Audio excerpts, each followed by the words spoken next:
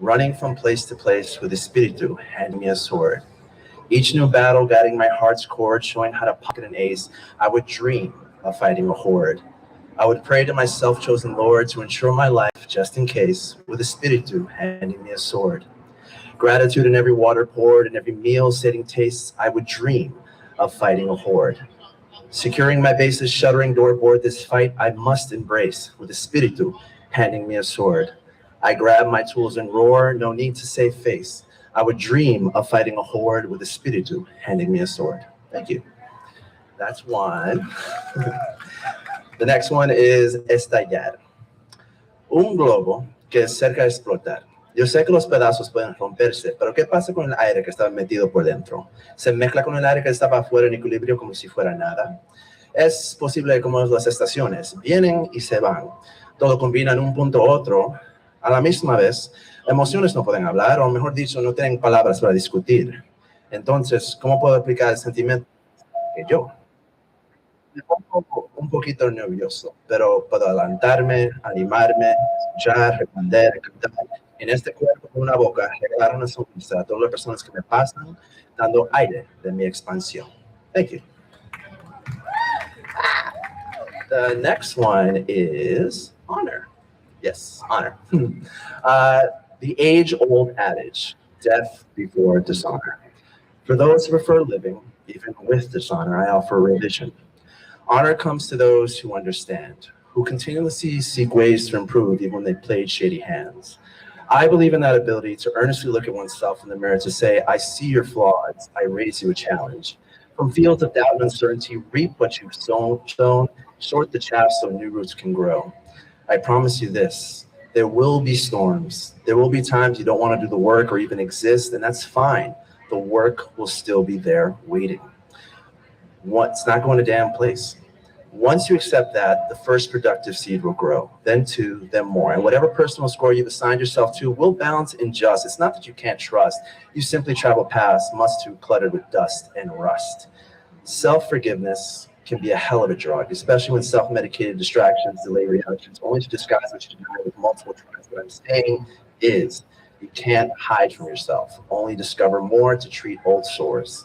Eventually, you become the reaper of successful crops, enlightened by the knowledge that it is far easier to reap rewards when you keep your will alive. Through tempest nights, through empty days, through mornings filled with joy, through afternoons filled with gratitude. Death before dishonor. Except, try first to live earnestly. Even if you stumble, have no direction, move slowly, acceptance is movement. And I would never deny your aim as long as it had legitimate claim. Thank you. After that one is joy.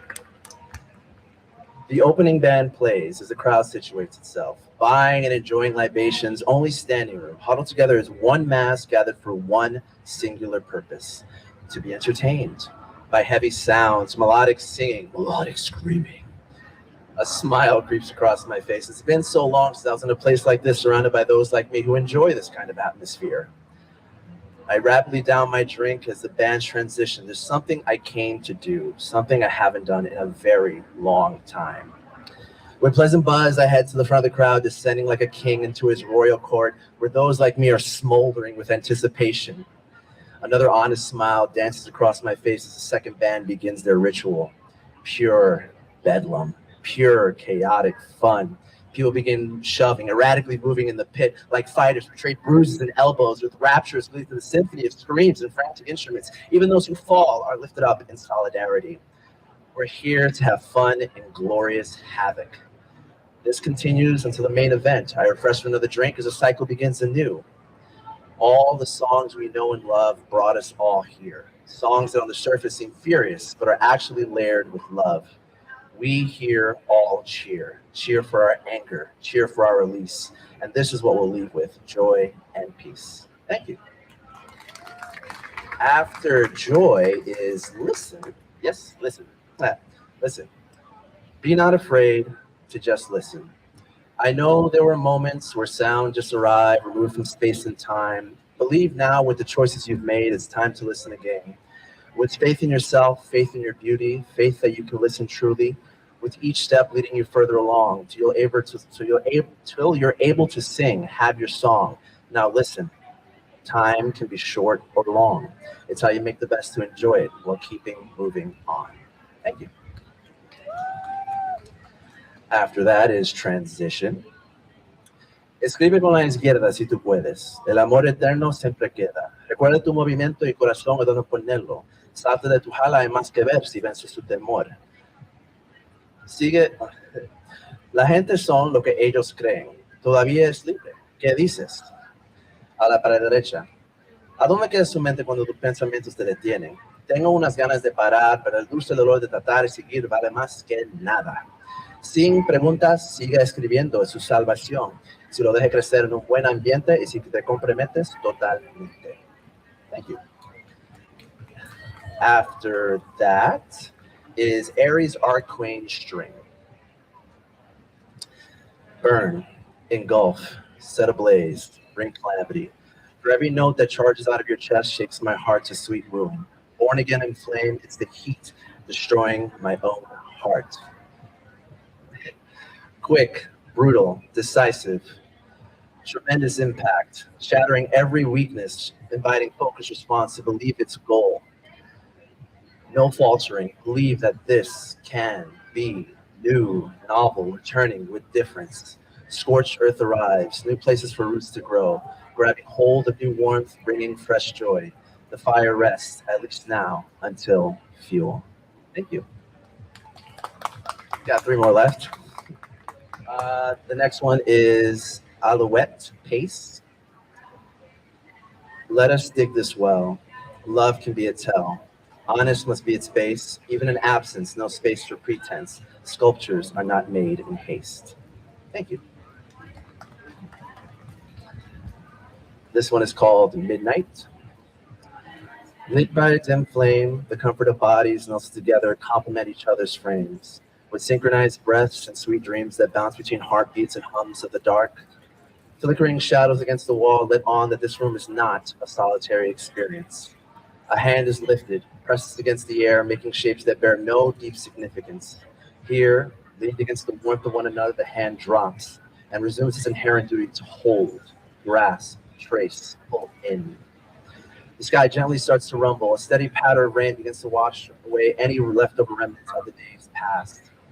The sky continues with its soft bellows, guiding all who hear to a deserved rest, holding, tracing into the recesses of this room, falling into each other deeper, deeper still. Thank you. And this is my last one. This one is called Normal in Every Way. A horn fills the room. The gray of a placid day spells soft tidings for all passerby. The ground soft with water, olfactory responses to the dew. A present experience as there's nothing to do. Simply float on waves that respect your being, acknowledge your truths.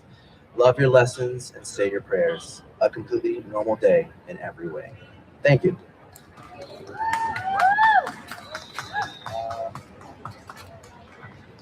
Introducing Bioluminescence is a classically trained vocalist, multi-instrumentalist, producer, composer, and lyricist. Raised on hip-hop classic and seduced by rock and funk, seasoned by jazz and sculpted by every flavor of the electronic music spectrum, she pulls from a vast bag of tricks and extends to fire performance, flow arts, special effects, and many other facets of fun. Bio is constantly inventing new ways of inviting people to tap into their inner brilliance. Bioluminescence.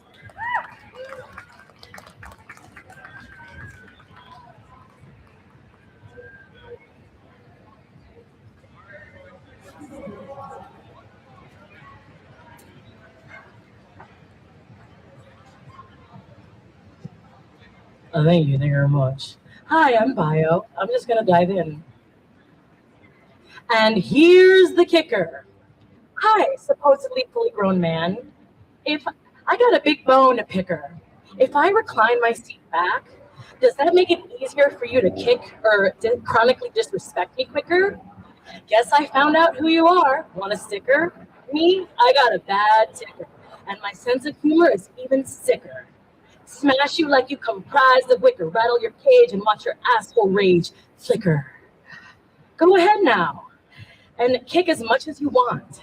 I'll be nonchalant as I recline this seat with the placement privilege I'll silently flaunt.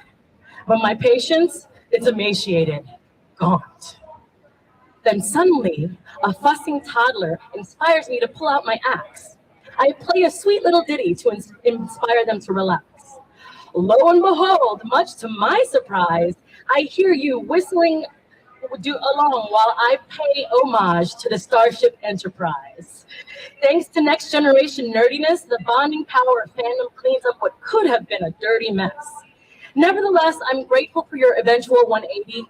Funny, it took Star Trek to remind you to treat me like a lady.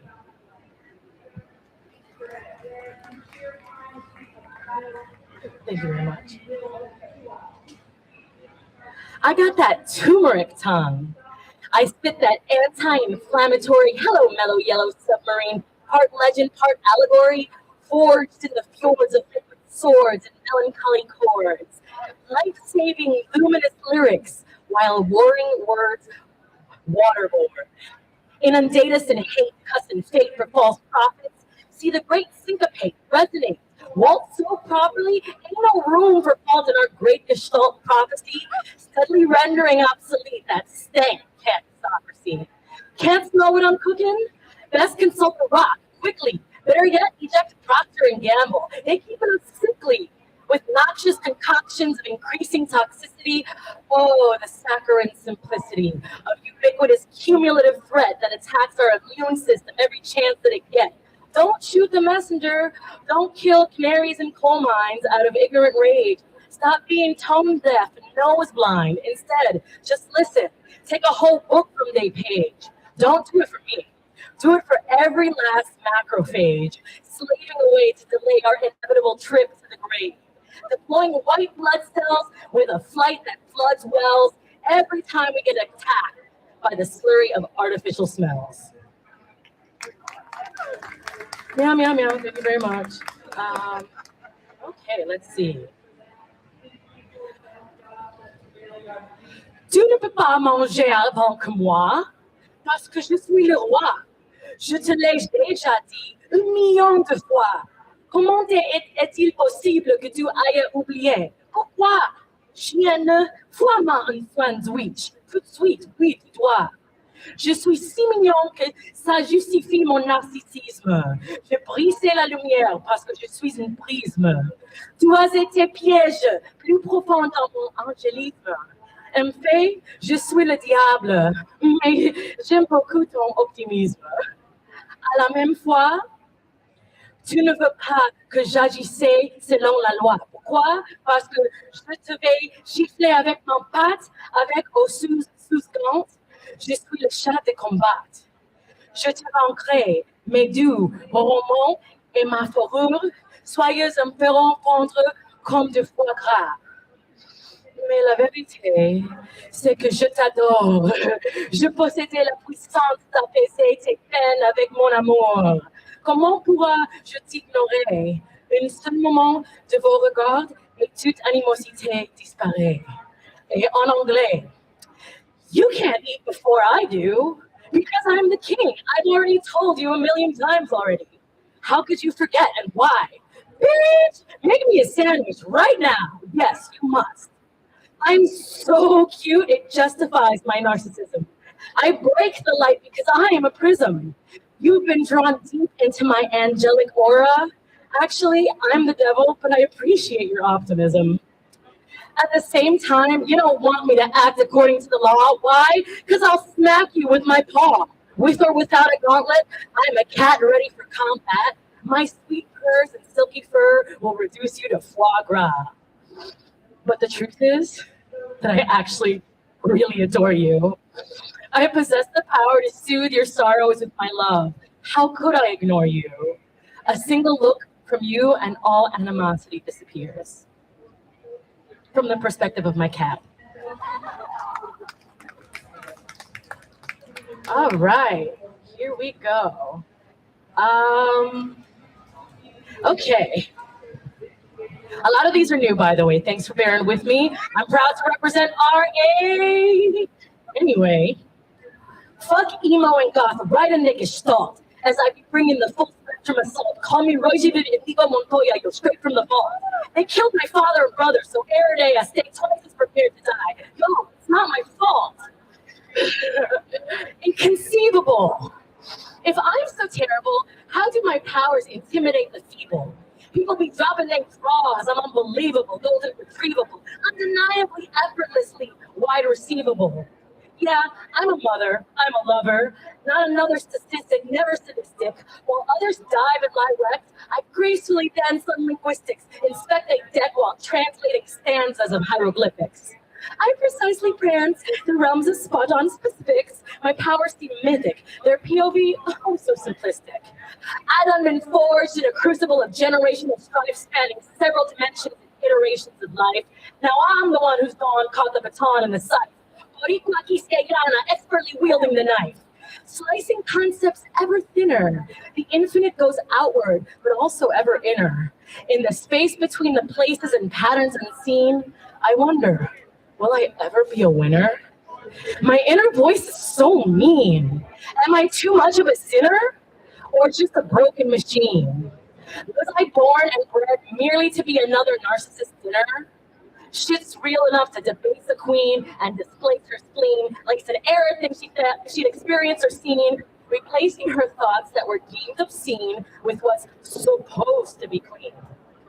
And in this feeble attempt to wean myself off of false dreams, with barely the means, with barely the material means to do all the work behind the scenes required to fulfill the desired goals of my art appearing on multiple screens. I wield whimsy with intention. I reinvent wheels in every dimension. In spite of all that weighs me down, I was destined for ascension. Thank you very much. Here's my last one.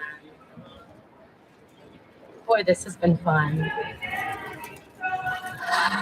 I'm tired of wasting my talents, time, tactile gifts so divine on these tired-ass testosterone troglodytes. In a circle jerk with their own ego, swear they so great, blowfish inflate, oh, there he go. Fucking ingrate, total zero. Don't even know how to reciprocate. He's no hero. Oh no. I'm attracted to women more anyway. And hey, right now is a great time to go full-on gay. Tired and fed up of catering to predators and always being treated as prey, I'd much rather lick the clit, not the cock. And there's far more I could say. With gratitude, imbibe her sweet nectar, exploring all manner of angle, approach, and vector. In the pursuit of pleasing her, I'll devour her, being the exact opposite of Hannibal Lecter. Eschew conjecture, shut my mouth, actually listen and try to get her. Get her, as in understand, have her back, hold her hand, not possess her. And with loving consent and a clear, authentic invitation from her direction sense, I'll gladly accept. Admire this temple, acknowledge that it's clearly heaven sent. Take a moment to take in the totality of her magnificence, basking in her ubiquitous effervescence, savoring her gloriously intoxicating scent. Man, I want to love a woman the way no man has ever loved me. Well, I'll happily keep it above with you. A few have come close, actually. But first and foremost, my Ferrari brain's too fast, too intense, a little too fast. No, I'm not here to boast. The more I learn, the more I realize I have so much more to learn before I'm toast. It's just most guys don't have the capacity nor desire to keep up with me. Yeah, I get it. I'm verbose. But I listen twice as hard, twice as good as my loquaciousness rocks. I care and give sparkling fucks, thrice as good as I suck cocks. And you know what knocks off my socks? A woman's intellect, first concealed, then revealed, like the slickest of Glocks. It is an honor to listen when she talks. Said no man ever. Every drop of her light bright he blocks to take her down a peg or a few, just to prop himself up and feel clever. Here's a radical thought. Patriarchy's a pathetic crutch. Time to render it obsolete. Time for the women to show the men what it costs to bleed. Time to extract a tax for every single irresponsible skeet. Whoa, pause. I'd rather be that faithful dog that accompanies her on life's long walks, than be that which sabotages her endeavor. His hierarchical thinking just locks her in a box. Me? Well, I never. Pander, meander about the bush. I hereby sever any and all attachment to internal misogyny whatsoever. Real love means beaming when we see one another succeed. Uplift each other, no matter the weather, solidly supporting one another with elegant speed. We form a kinetic cantilever.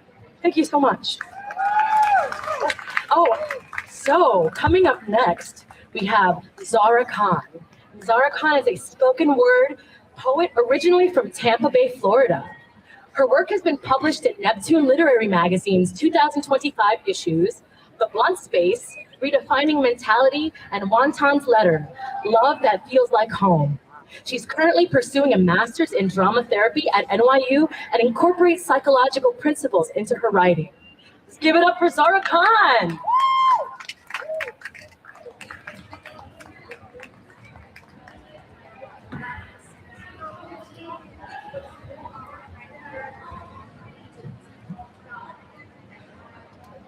Everybody else gets to grow up. Why am I any different? You love to play dress up with your brown girl Barbie, throw a fit while you throw up, sit me on the shelf like a trophy to parade around while your friends are in town, powder my cheeks and paint on a smile while my luscious tallow smudges hide my frown. No amount of glitter will make me new again. No amount of disinfectant wipes will get the marker out. Everyone else gets to grow, so why do you shrink me down? Like I'm some yaddy-bally pocket stuff in the side of your gown, perfectly pleated sorry, but never say sorry, stuck in your stomach until the sadness comes out. The camera adds 10 pounds, you know. You can pretend you're grown, but your greasy phalanges pick me up and a flying fist knocks me down. Toddler temper tantrums touting a booger-infested snout. Give me the traumatic backstory while my heart gives out again from the food you feed me, then the grief you dish out. Forever moody that my figure's not gotten down because how will I fit in Bobby's dream house? Guilt and gulab jamun go down the same, and depending on the day, I might just eat my heart out. That was before I became brown girl Baji. Carries the community whispers in her ears canal. Tinnitus tickles the drum while tears trickle. She hears criticism, speaks civility. Never seen a princess so fickle. Never allowed a tilted crown. Parents who go from performative proud when a crowd is around to pick at imperfections with a don't let us down face. I suppose this is fate. Cruel kismet in the way I was created. It didn't matter how much weight I lost or how many A's I got. This goalpost was always a cage. I fought for the stakes to be raised. Praise turns to hate. Smile turns to frown. She was the daughter that almost got out. Self-respect is lost and self-neglect is found. Still she keeps the peace until she's left in pieces for this family that breeds this forced unity. This brown girl breeds boundaries and is met with stop yelling, accompanied by assumed responsibility for their lack of accountability. No, this isn't a retelling. It's a primary source of our pain. Guilty until proven guilty of all that's misconstrued. Fix your mood, miscommunication, labeled as mistakes, exude elegance and knowledge, but don't start no family feud. We know better than you. Oh my God, miss me with that. Will you? Miss me when I'm gone? To miss as my Mandy melts with the bloody bangles, it becomes muddy rust. How much must I bleed to prove that my pain is just? When do I get to grow up? When I want someone to become his brown girl Bobby. Cooks, cleans, complies, and cries, muffling screams building up inside, the kettle whistles, and the heat expels. Still, she must control herself. Always trying to be the perfect wife, she carried the baby and the strife. Her knife skills are subpar, attitude spicy like her chai, forever tasteless to mother-in-law, no matter how hard she tries. She transforms into birther, forever identified by her baby and nothing more. That girl in her has died. Like anything from before, forgotten in another life, any passions, any form, overlooked and undermined. She's a screamer. Reduced to milkmaid, told not to fight, and he's just young. Her picture perfect, right? Smile. Peel behind the veneer, veer behind the eyes. Bobby's dream house is the place where all hope comes to die. From flying fists, from miss to misses to powder perfect performative wishes, melting Mandy and gulab jamun guilt. She almost got out. Why am I different? She almost got out. Never ending picture. She almost got out. Was it how I was built? How did she get in this? She almost got out. Round girl Barbie. Bobby. Fuck.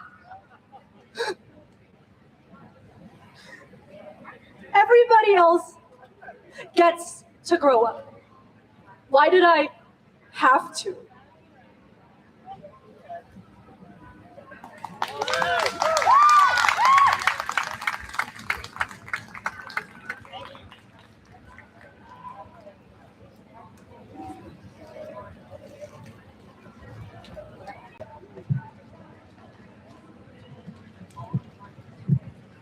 Thank you, everyone. This is Raw Open Mic. We're just going to plug ourselves really quickly. If you want to find us, our vending table is at Zone E, Table 1. RA Open Mic, Instagram. Follow me at Biolu527 on Instagram, BIOLU 527. Hi, I'm Zara, and you can find me on Instagram at Words from Behind the Mask. Hi, I'm Henry James Gonzalez, and you can find me on Instagram at hen_Ray93. That's hen_REY like King 93. Thank you. Oh yeah. You got it.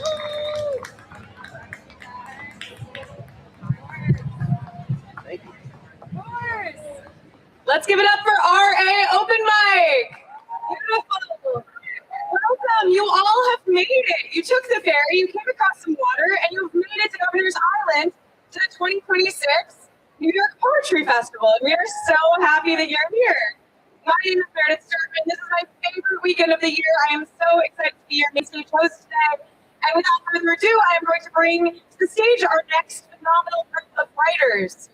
The Detroit Journal was founded in 2010 by poet Peter LaBerge, and ever since, its global staff of emerging writers has kept its eyes on the future, showcasing what's next in poetry, prose, and art. I am so thrilled to bring to the stage Eugenia Lee, who is a Korean-American poet and author of Bianca and Blood, Sparrows, and Sparrows, both by Four-Way Books. Her poems and essays have appeared in publications including Time, The Nation, The Atlantic, Poetry, Plowshares, and the Best of the Net anthology.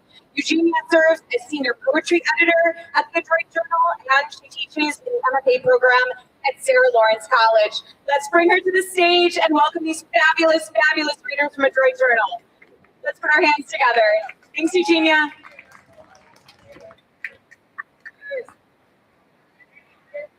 Hello, New York City Poetry Festival. How's everybody doing? I'm just going to have to tippy-toe. Or you know what? I'm going to take it off. Hi, I'm Eugenia Lee. I'm the senior poetry editor at the Detroit Journal. We're an online literary magazine. We publish poetry, fiction, nonfiction, art, interviews, reviews. We also have a summer mentorship program for high school students, and they're going to do a reading at 1 o'clock on the Youth Festival stage, so go check them out after this. We have a fabulous lineup for you. It's changed a little bit, but it's going to be amazing. And our first poet today is Kaylee Young-Un Jung. Give it up for Kaylee. Kaylee Young-Un Jung, I am such a huge fan, by the way, is from Oregon and lives in New York, where she is the 2025-2027 Lillian Vernon Fellow at NYU's MFA in Creative Writing. Kaylee's poetry has been or is forthcoming from the Detroit Journal, Only Poems, Best New Poets, Acne, and Pleiades, among others, and has been supported by fellowships and scholarships from Oregon Literary Arts, Mineral Arts and Residencies, UCross Foundation, and Breadloaf Writers Conference. Give it up for Kaylee Young-Un Jung.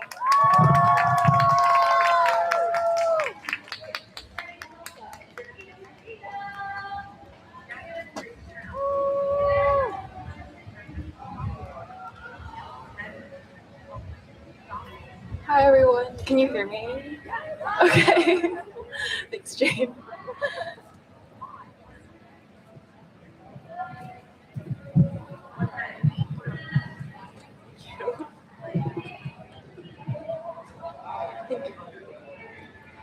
Thank you so much to the Adroit Journal for having me. I love Adroit so much and it helped me so much through the poetry journey. Thank you all for being here as well. I just have 3 poems. Macbeth. Smoke machines blowing smoke from southern Oregon into 11th century Scotland. The figure was an imitation of the globe, open roof. My mother and I sat there and didn't notice the sky changing from pink to black. It got cold as the story went on. We pulled on our coats and watched to the end. Several actors played 2 or more characters. You could recognize their voices under the masks. The woman subject to the prophecy was also one of the women who delivered it in the beginning. Earlier that day, I sat for hours in a park holding his face on my phone, poor connection blurring it. My own head cut off from the rest of my body and broadcast live to wherever he was. My phone burned its shape into my thigh. He hadn't touched me yet, but soon I would fly to him so he could. On our way to the Shakespeare Festival, my mother pointed out a town where a Korean man had died 20 years ago in winter. He and his family were driving to San Francisco, but missed a turn. He went out to look for help and froze to death. Back at the car, his wife breastfed their 2 girls for 9 days and burned the tires for warmth. 20 years ago, my mother and father arrived from Korea, drove from San Francisco to Oregon in a car that could only go at most 60 miles an hour, so lights the whole way. When they first came to this country, they had intended to leave eventually. I knew they loved me because she told me they wished they'd never had me, but had me anyway. When does the continuation of a mistake become a decision? I knew I shouldn't have been with them, but I lied so much to people I loved, I could no longer trust them. When the play was over, the murderers and the murdered held hands in the light as a pre-recorded voice announced their real names. Then the directors, costume designers, choreographers, intimacy and violence coordinators came on stage and held hands with them. The search and rescue teams held a public Q&A. If they knew they were lost, why didn't they just turn around? They wanted to get there. We've all had that. It was dark. They couldn't see the vast forest. They couldn't see they were in the middle of nowhere. The body was found within a mile of a fully stocked lodge, naked. He had stripped off all his clothes, believing he was overheating. In extreme conditions, the body stops understanding itself. Sensations become their opposites. If I experience punishment as love and love as punishment, how do I stop believing someone who punishes me is someone who loves me?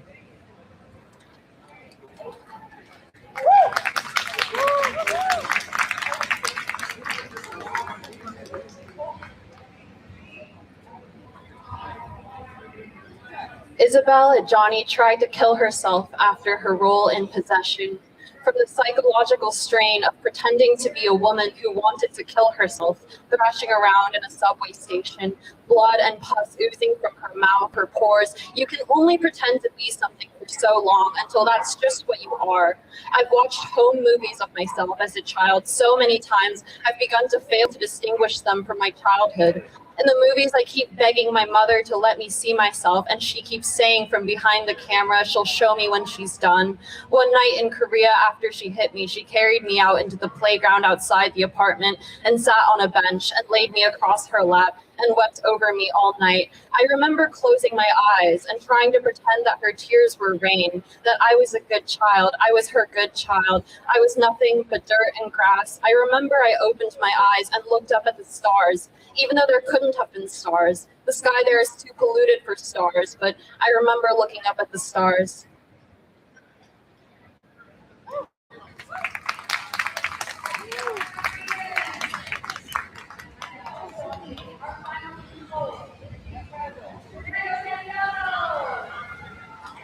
All afternoon, I listened to my mother's footsteps, my ear to the carpet in my pink room.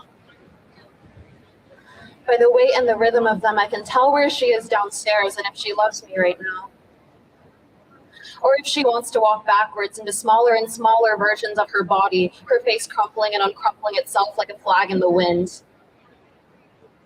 I've never seen her. I don't need to see her to know. While waiting for her to come out of her room for the rest of my life, I drew a picture of her face, and it was a white painted wooden door. It was the back of her head. It was a playground filled with other mothers and their children saying, "No, I haven't seen her," and turning away from me, blurs of light and big brown moths flapping their dry wings where their heads were supposed to be. "I love you," I whispered to the white door and pressed my cheek to the wood grain. I don't mind. I don't even need to go inside. As long as I can sit here, I'm happy. Before I was born, my mother and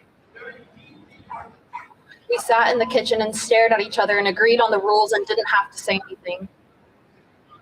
We nodded. Bright kitchen in the forever 3 p.m. light. She stood up and ran out the door. I counted 10 seconds on my fingers. I got up. I ran after her down the hallway, out onto the street, past the rows and rows of houses, onto the highway full of parked empty cars, all the way to the beach, where as I ran, my feet kept sinking and sinking into the hot sand. Thank you.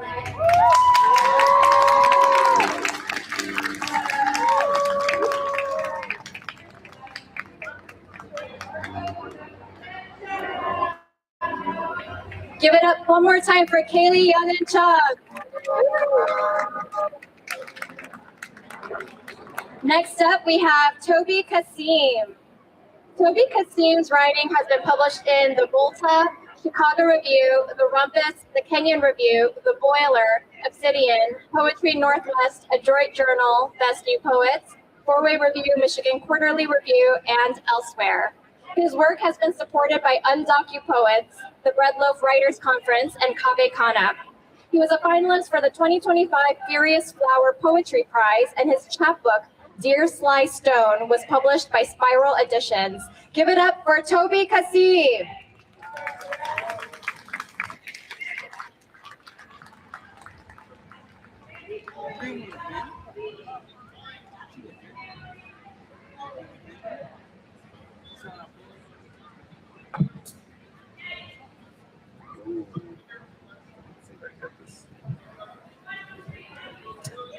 Oh, yeah, thank you so much.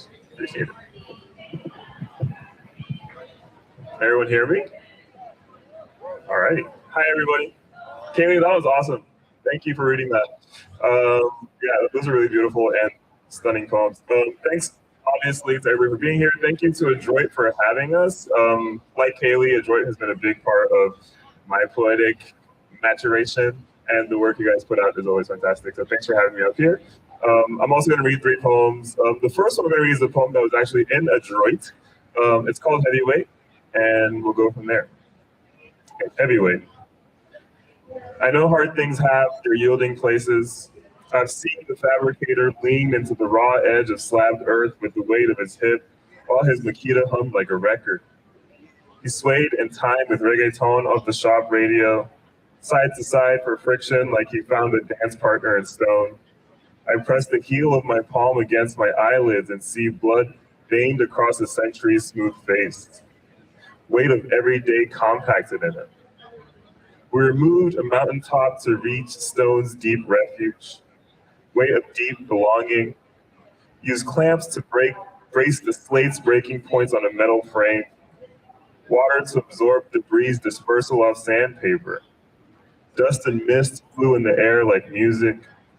It took grace to force the finer particles free.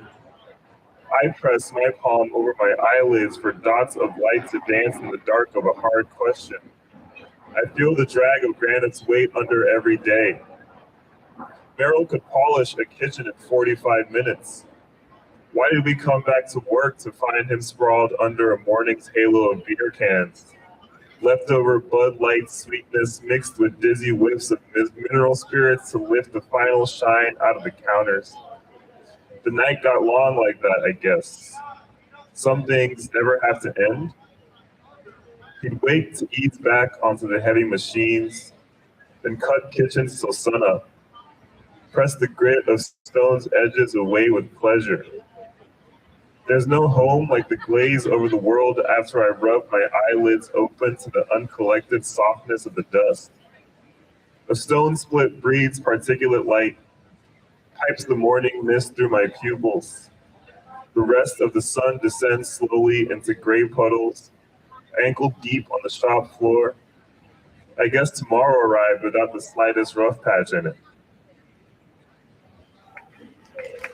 Thanks, guys.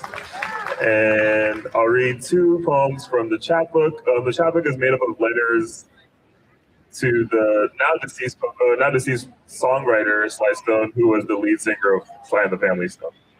Okay, I'll read a couple of them. Dear Sly Stone, let me make friable a story, stone by stone from this throat. Coming up, my whole image repertoire was made up from you singing. To me, it felt like an attempt, a circle gathering of debris around the song, shavings of matter at every stage of its emergence. Dust trailed an irritant comet through the atmospheres of your throat. My throat tightened around the heat of the eruptive, slow magma forcing underground to disturb a long hardening of speech. Cosmic time under the spark of a gasless big lighter, apocryphal Kakarot, the hinge of a heavy door releasing a year of lightlessness with patience, like needles burrowing blue veins beneath the groove. A weak orange surge in the filament bulbs attended the click of our hand-cranked generator reaching the end of its diesel tank. The engine turned slowly to dust. Then how did night fall? Slowly, and it burst, star by star like that, into song's evacuations. The absences they framed sputtered like a mouth letting the dark in, station by station to the trachea. I heard there's a riot going on, and hinged my jaw to hear myself think, and I sighed black static out.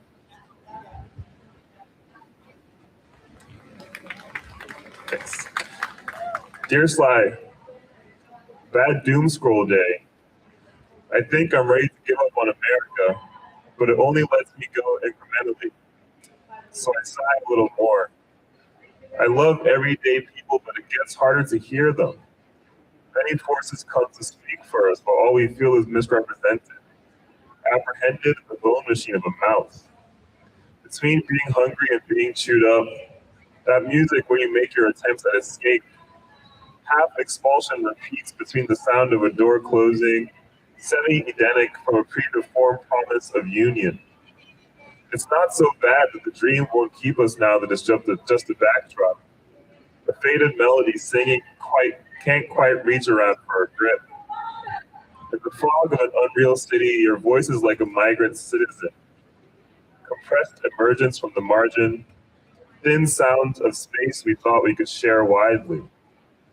We're close to the borders now, our faces pressed hard against the ends of expansion.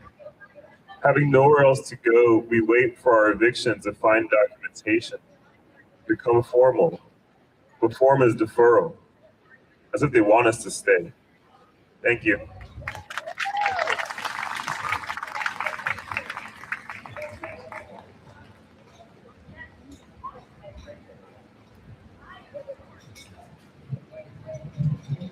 Give it up one more time for Toby Kasim. Our next two readers were our wonderful poets who were able to fill in for the readers that were not able to make it. Ronnie Blankenhorn was not able to make it today because of the storms yesterday, so her flight was majorly delayed.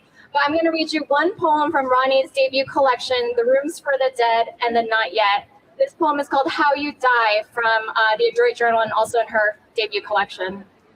How you die. You take your time dying. You really work at it like it's your job. You die suddenly. People crowd around you while you die. You die in a room alone. You die with ice chips on your lips.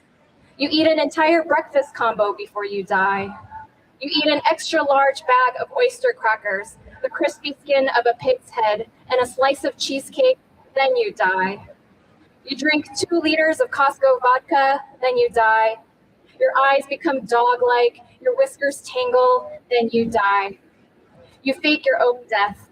You ask me to help you dress in your purple blouse and pants, then you die. You're doing everything the doctor said, then you die. You disrobe, throw rose petals at the moon, and die anyway. You curl into the shape of a shell, avoid all my calls, then you die. You go to work as if it is any other day, then you die. You lie to everyone you greet. You lie to everyone, you great big bullshitter, then you die.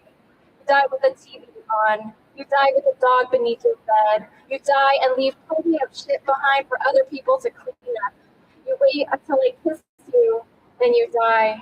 You die, and everyone asks why for a long time. Ronnie Blake Isborn. And next up, I'm so excited to introduce to you one of our wonderful poetry editors and wonderful poet. If you don't know, at the Adroit Journal, everything we publish is a group decision, and it takes 6 poetry editors to say yes to everything we publish. And Zoe Dorado is a phenomenal editor and poet. And Zoe Dorado is a Filipino-American writer from the Bay Area. She is the 2024 National Youth Poet Laureate of the Western United States, a winner of the 2025 San Francisco Foundation's Dramatic Literary Award, and a 2026 fellowship recipient of the Bucknell Seminar for Undergraduate Poets. Zoe's work has been published in Poetry Magazine, The Poetry Review, The Offing, We the Gather Heat, Asian American and Pacific Islander Poetry Performance, and Spoken Word, a wonderful anthology. She is a poetry editor for the Adroit Journal and on the editorial team from The Fire Inside, a project initiated by people inside California women's prisons in collaboration with former prisoners and advocates on the outside. Zoe studies English and politics at Pomona College. Give it up for Zoe Dorado.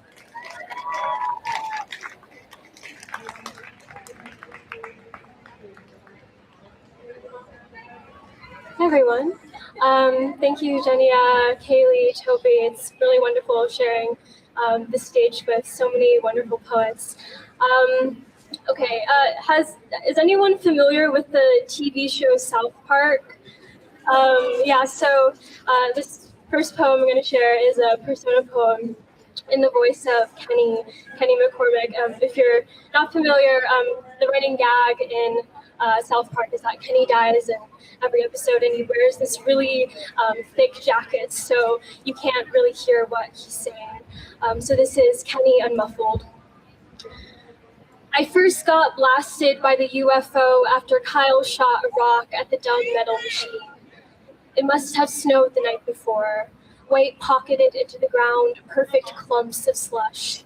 They had abducted his brother, these aliens, and because Kyle's clink hit them like a nickel flicked into the bottom of a jar, the bastards emptied their lasers into my orange parka. I must have been visible then. So I didn't blame the boys after I rolled into the road like tumbleweed, nor the cattle pushing into the screen like flies to light. Even Officer Barberty zinging through the highway had his eyes trained on something further along the skyline. The Rocky Mountains skimming heaven as the rats and rats gnawed through my spine to reach the end of their tunnel. Everyone is always in a hurry. Cartman goes home, stand to see a girl they'll eventually love, who must be lovely in the way it is simple to be a lovely thing. I keep gaining back my sense of humor this way. Jeff Bezos asks Alexa to kill me when she does. Tony the tiger throws me out of a moving truck and I strike the windshield of a convertible. Cartman hallucinates Christina Aguilera as a bug, so he kisses my forehead with a pan. I close my eyes to brace for the impact. They swell to mush anyway. Ozzy Osbourne bites my head off like I'm his back. Ain't nowhere to run, he sings, like the Prince of Darkness sings. ain't nowhere to hide. Then it happens. It's so punk rock, I guess, to be plucked from the audience into another's mouth. Stan always acts so surprised to see me like this, face down in piss, frozen in carbonite, caught under the belly of an escalator. At school, after I'm gone, Cartman becomes the consequence to his own yo mama joke. He keeps searching around the school for someone else whose parents shop at Walmart or Kmart instead of somewhere cleaner, absent of naked aspiration. Somewhere the boys are thinking of me when they watch a train rumble past. After an apricot is twisted through by a wrist. In my dreams, I chase after the reaper. I bend his bones until they snap open like confetti. When I meet him again, he rolls his eyes. First, he makes me live as a ghost, a stiff swallowed pulp of smoke, my body chalk-lined in the street. Second, a zombie, where I am chainsawed into matching halves by another boy. The boy buries me. Later, lilies on my tombstone. Sleep well, the monument writes me, the Lord holds thee now. Somewhere, I'm sure it is becoming summer. Garrison hovering the gush of a clock. At the door, schoolboys, like cotton petals yellowing. So I unbuckle the surface, like Uma Thurman punching past her grave. And the dirt Tarantino lined his ass pockets with flies like glitter. And the dirt jingles like little bells. The bells jingle like a holiday special. The reaper reappears, says, I missed you. You could have been so lovely. And maybe, like this, I would like to imagine myself as gentle, the way he brings me to his chest, pulls me through the sidewalk to hell, then back to heaven, where God whispers into my ear he never had an agenda, truly. So I'm sent back to my twin-sized bed, where above, tilted against the wall, an 80s supermodel holds a bikini shoot slathered in tanning oil, grinning with all 32 teeth. Really, I only keep her because her skin watches the sun so sharply.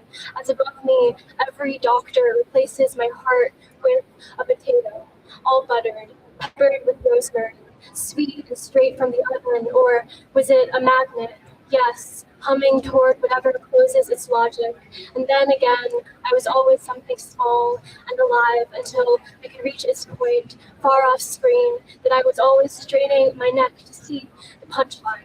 So I can imagine hurt from just inside, closer to laughter, and wake up next to a screen flickering its crisp, new, whitening morning.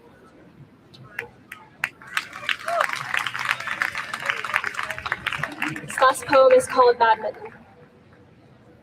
Christopher in the band room flinging a birdie. Christopher flying it to a student and grinning in every tense. The student, she eyes it, focused as water tearing through a drain. None of this wants to happen, but it does. It is December, a Tuesday. The boys are watching. They sit in the corners of the room waiting for their mothers to arrive. When the girls' racket misses the airborne object, they laugh. They keep track of who is winning the game the boys know exists only by circumstance. Secret until another teacher enters the room. The secret smiles to itself. Against the roof, rain presses. The floor tiles, wet from their shoes, glisten white like bare teeth. Outside, after the boys are gone, Christopher will open the door to his car. Inside, it is so clean. The girl plays the flute in his class. She places its smooth black case across her lap. She is sitting next to him. There is a kindness she thinks to drive someone home. Here, he could be her father, or one of the boys. Then, tilted by the light, night fails to turn into. None of this is happening, she thinks, but it is. Home, a word just down the clearing, near the copper lilies, the green metallic grass, the other quieter school. Yes, she remembers. She used to go to one like that. Later, after the headlines, the boys will keep the details to themselves as if birdsong. She compared herself to herself.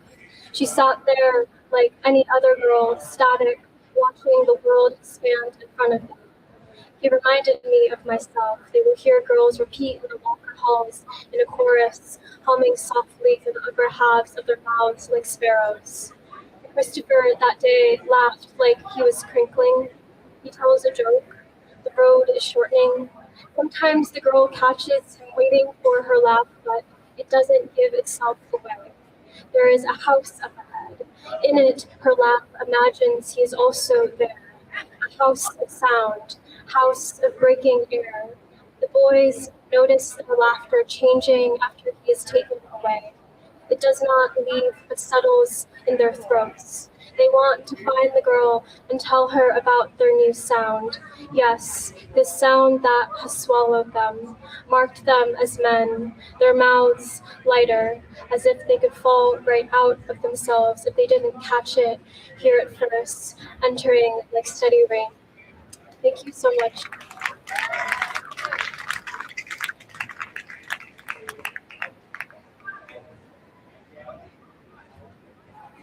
Give it up one more time for Zoe Dorado. Before our next and final poet, I just want to read a poem by Seth Leeper, who was supposed to read today. Seth had an emergency, and this poem is for his mother who passed recently. It's published in the Adroit Journal. It's called Pantsuit Block with an Uber Ride and Traffic by Seth Leeper. Mother, the trees are laced in snow, and the streets have been scraped clean. The sky is a pearlescent gray, and the pigeons have flocked to the malls on either side of the parkway. The rust is fading from the walls of the freeway, and the air is clear. This is a weekend in New York like you see in the movies. The sky is a pearlescent gray, and the gulls are flying over the Hudson in an immaculate V. I'm chronicling all the happenings you're missing. Writing them in a sketchbook I'll sooner burn than complete. This is a weekend in New York like we watched 1,000 times, wearing out the film in our VHS tapes. Mother, the floor has been collecting dust, and I can't bring myself to purchase more pads for the Swiffer. I'm chronicling all the phone calls we were meant to have, but never will, thumbing them into my notes app. Today, I saw a black cat sprint across 4 lanes of traffic, then saunter unscathed beneath the synagogue. Mother, the clothes have piled high in the hamper, and I can't bring myself to launder them. These days, time passes faster than I can keep up with, and I can't stop looking back. Today, I saw a mother surrounded by her 3 children, one pulling on her sleeve, one leaning their head against her hip, and one turned away from her, scrolling through a phone. A bus drove over a puddle in front of them, dousing where they stood on the sidewalk. Where they made eye contact, they couldn't stop laughing.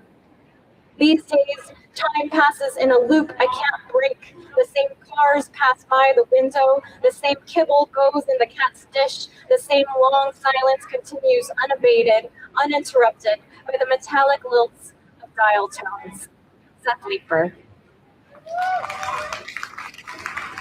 And our final wonderful reader today is Matthew Siegel.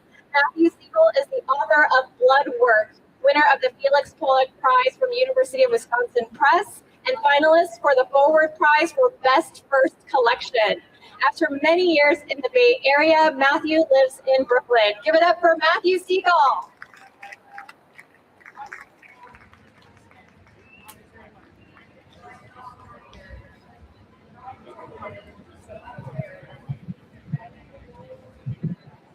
Thank you. Thank you to all the readers. Thank you all for being here. I'm just going to jump in. Oh, sure.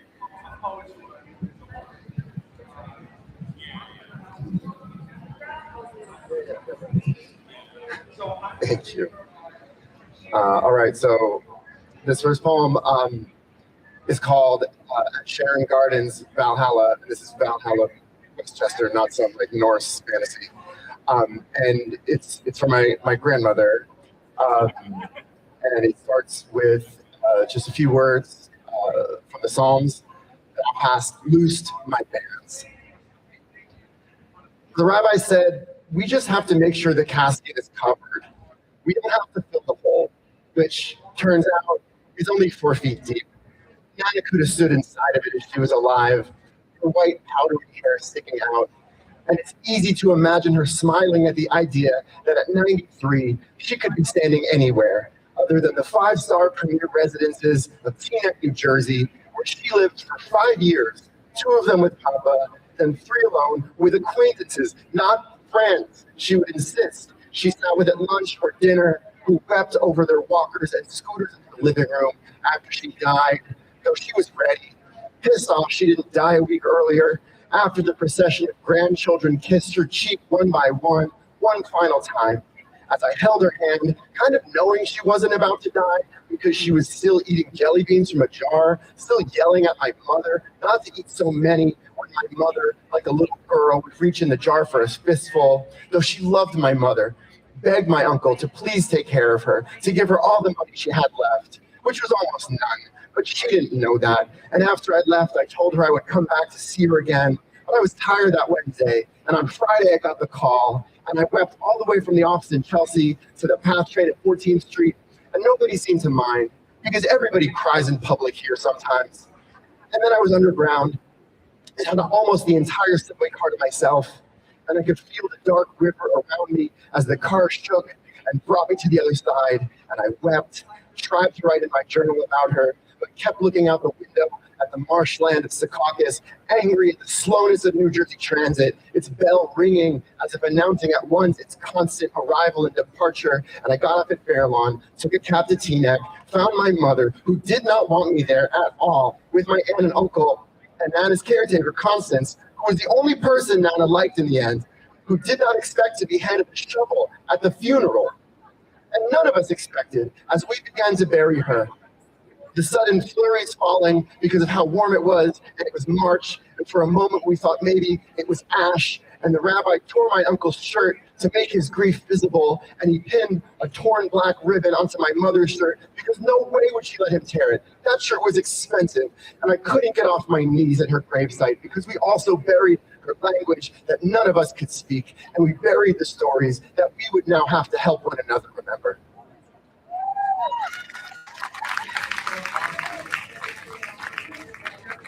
So back out west, we had some fires too for a while, and so this is for my dog who passed, and I'll talk about that a little bit too. Washing Franny. When you collapse beneath my hands in the tub, I whisper to you as if you're my child. I tell you I can make you clean. You strain your bones thin as popsicle sticks, cry in your no language.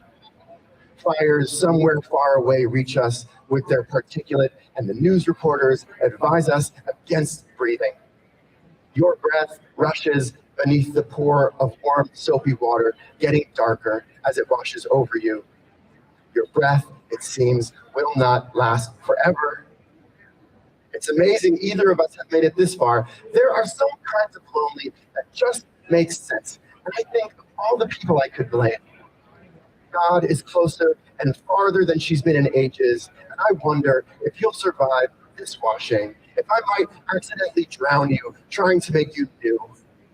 You don't let me, you resist my hands, but it's for your own good. I rub soap into your fur, hold you with one hand under the shoulders, your small head like a tennis ball shaking side to side, and you shiver so hard as if trying to leave your body. Leave the warm water rinsing the dirt, the ash from your belly, legs, and tail. You might think it's yours, this dirt, but this dirt has nothing to do with you. I'm sorry, I say, as I pour water over your face.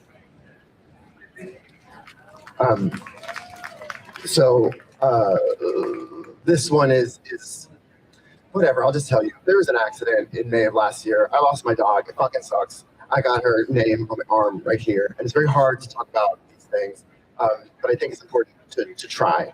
So I'm going to read this one, maybe one more if there's time, but none of the elegies make sense to me. I won't accept you were an animal unless I am also an animal. You slept in the crook of my leg behind my knee when I slept on my side, otherwise alone. But there is no otherwise. I was not alone. Now that you are gone, you come to me in dreams, into my animal arms, and kiss me with your animal mouth. I had to open the front door carefully coming home. to keep you from running out. And here, again, I'm trying to keep you inside. After long days of pretending at the office that I was okay with the way things were, I would lie down on the floor, exhausted, and you would crawl onto my chest, covering my heart with your body. What is it one creature can offer another but warmth, attention, affection? You had your little language, understanding. You absorbed so much of me. The space you held now widens the more I look at it. You were the keystone in the bridge I was building between myself and the world around me. What can I do but hold this feeling in my lap, run my hand up and down its breathing back? Now I walk myself under a widening night sky where the brightest star is really called the dog star. Thanks.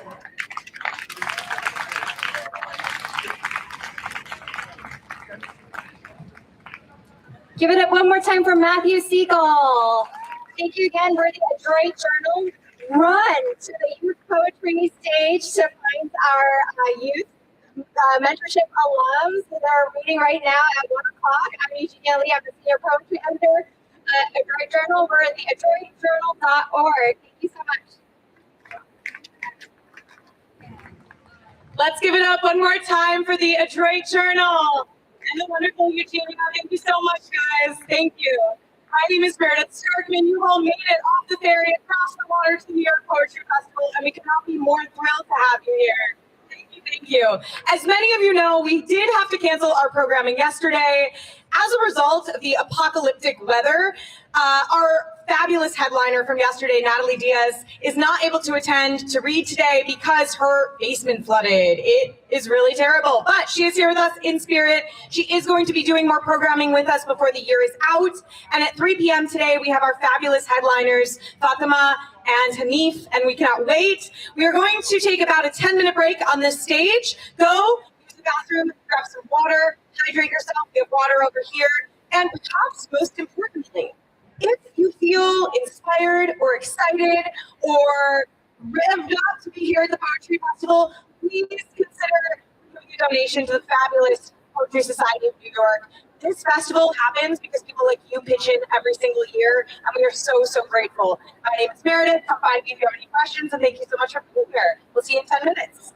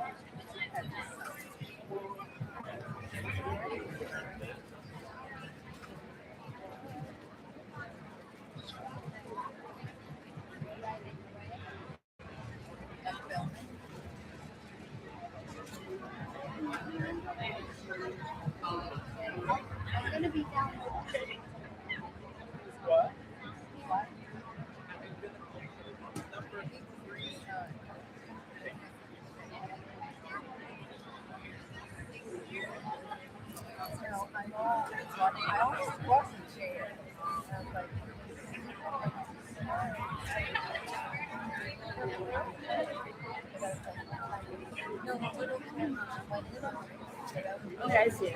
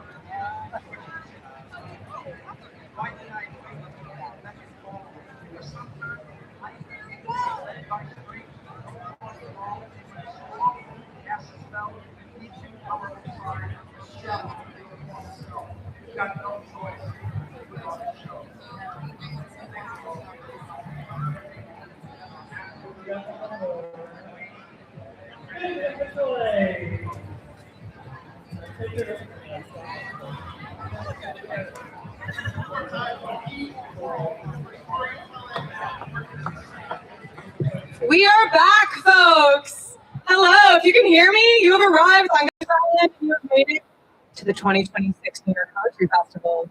My name is Meredith Stark, and I'm so excited to be here hosting the main stage for you. We have 3 more groups of poets before our wonderful headliners today. I'm so excited that you're here with us, and I am so thrilled to introduce our next stack of brilliant writers. Let's give him a round of applause, yeah? Thanks, Lulu. Next up, I am thrilled to welcome to the stage Alice James Books. Alice James Books was founded in 1973 as a feminist press, and for over 50 years, they've published books that matter by poets who inspire, always centering literary artists of excellence whose voices have been historically marginalized. And I'm thrilled to bring to the stage our very first reader from Alice James Books. I'm gonna fix the microphone, all right, I've done it. Ian Haley Pollock is the author of 3 poetry collections, Spit Back a Boy, Ghost Like a Place, and All the Possible Bodies. His poems have appeared in publications ranging from the American Poetry Review to the New York Times Magazine. Pollock has received several honors for his work, including the Cave Canaan Poetry Prize, the Alice Faye Castagnola Award from the Poetry Society of America, a 2023 ISCA and INFA Artist Fellowship in Poetry. One sec, we're going to change the page. the Rim Ramke Prize for Poetry from Denver Quarterly, and a nomination for an NAACP Image Award. He serves as director of the MFA program in creative writing at Manhattanville University in Purchase, New York. Let's give a very warm welcome to Alice James Books. The first reader, Ian. Thank you, guys.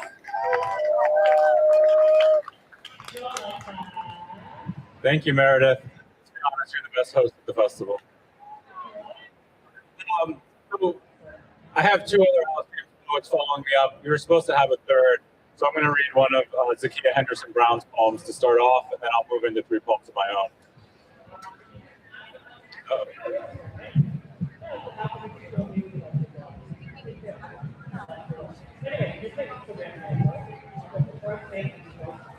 Thank you. 1,000 more. Free your mind and your ass will follow. Harriet Tubman. Maryland's bareback is a canvas for propaganda, flanked in showy goldenrod studded with French mulberries, Chesapeake sweetwater satin for soil. Funk from the fields choke and wildflowers collected in jars make the quarters feel lived in even when no one's been there for hours. Raccoons whistle through switchgrass, tapping tiny holes in the dark. All the muscle from the day's work stretches into song and string. One wide open drum with hands muting its mouth. Voices kindle a half mile from the big house, hidden from the light of the moon. Just eyes and teeth curved into grins, then only the night on their skin. Zakiya Henderson Brown.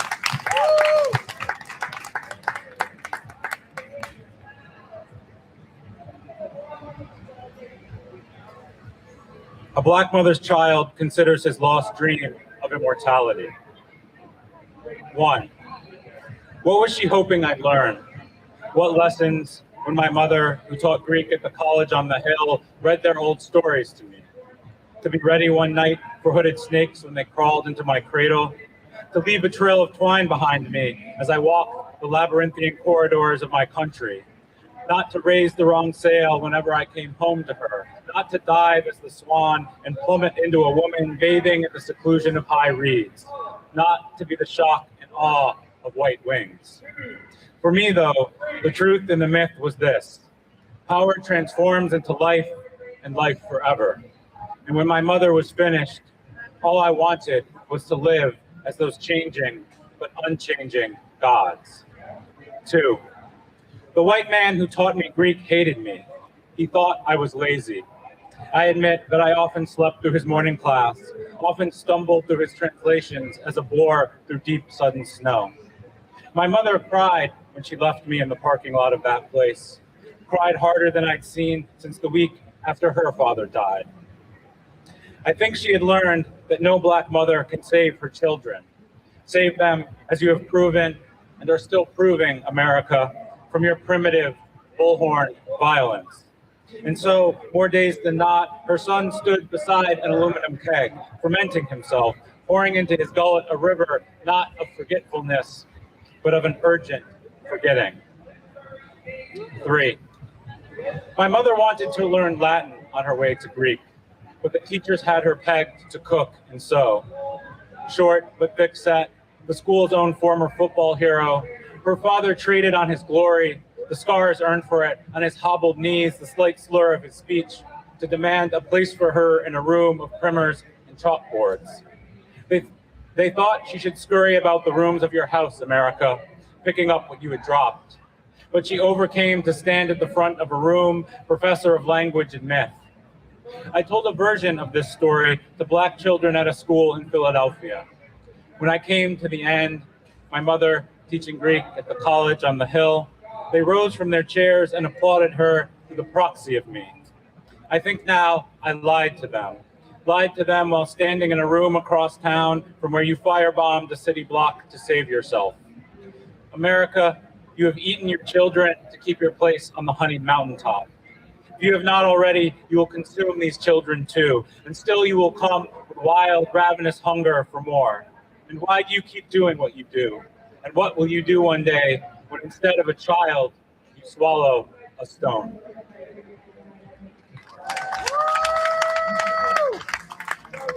Thank you. I'm a big fan of the clap after every poetry reading. The churchly silence after you've read a poem is really intimidating. This poem was originally written about George Floyd, but reading it in 2026, it seems as though it's about all the folks who have been killed by agents of the state in Minneapolis and elsewhere this year.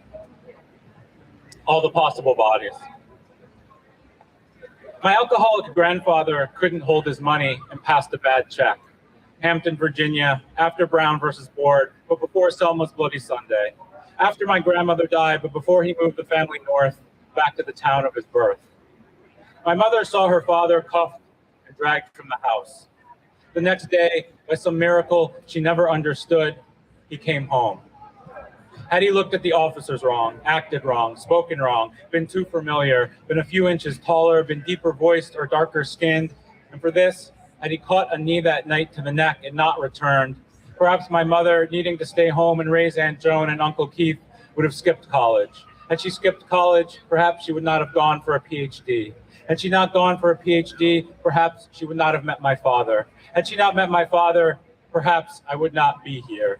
Perhaps the boys, sleeping upstairs from me now, would not be here. When you spend 8 minutes and 46 seconds with your knee on another man's neck, you block not just the passage of air into his body, but block air into all the possible bodies dependent on that man and his neck to breathe. Breathe. Breathe. Breathe. Breathe.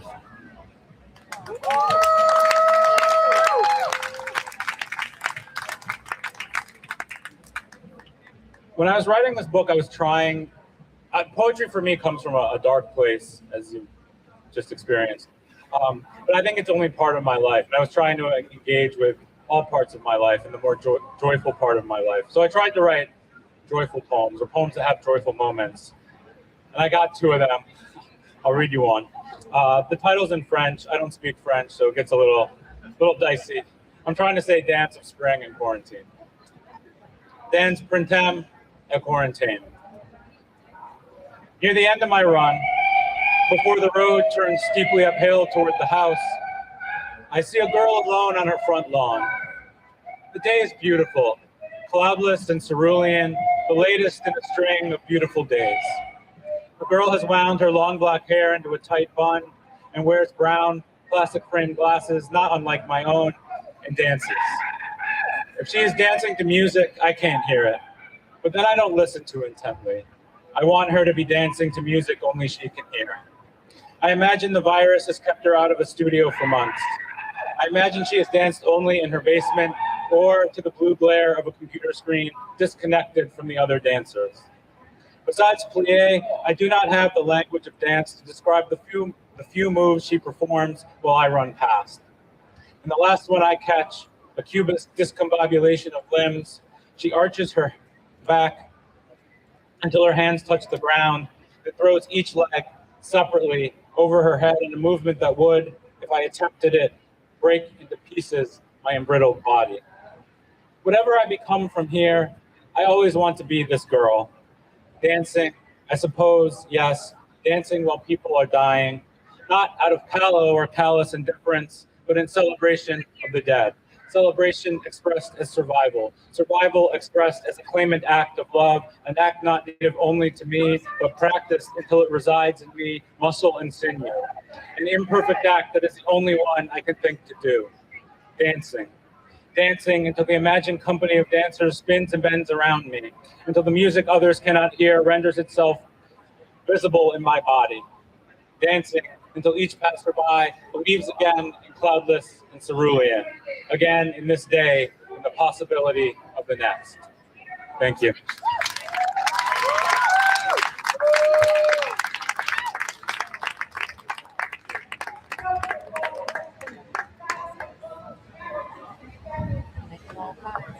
Let's give it up for Ian from Alice James Books.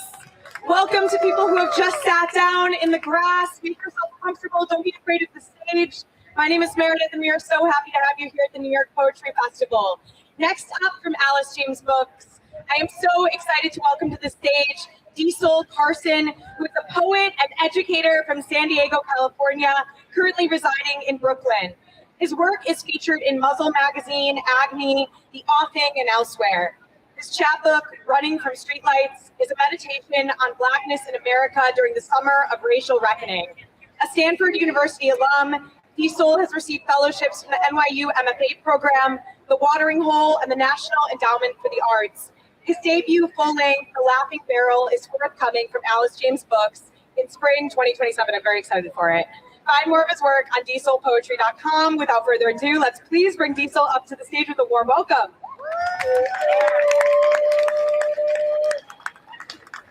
Hello. Sorry. No, you're so good.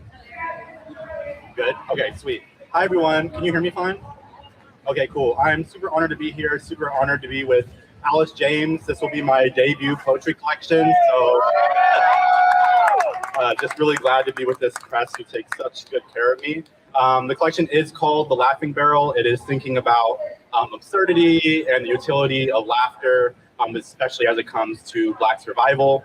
And so I'll just be reading 4 poems from the forthcoming book. The first one's called What's Going On. It's the opening poem of the book. It's named after the same track by Marvin Gaye. I just love how so many of Marvin Gaye's songs are questions. He's always kind of confused, but it's kind of confusion that only comes from a country such as this. So, what's going on? Nah, let's talk about it.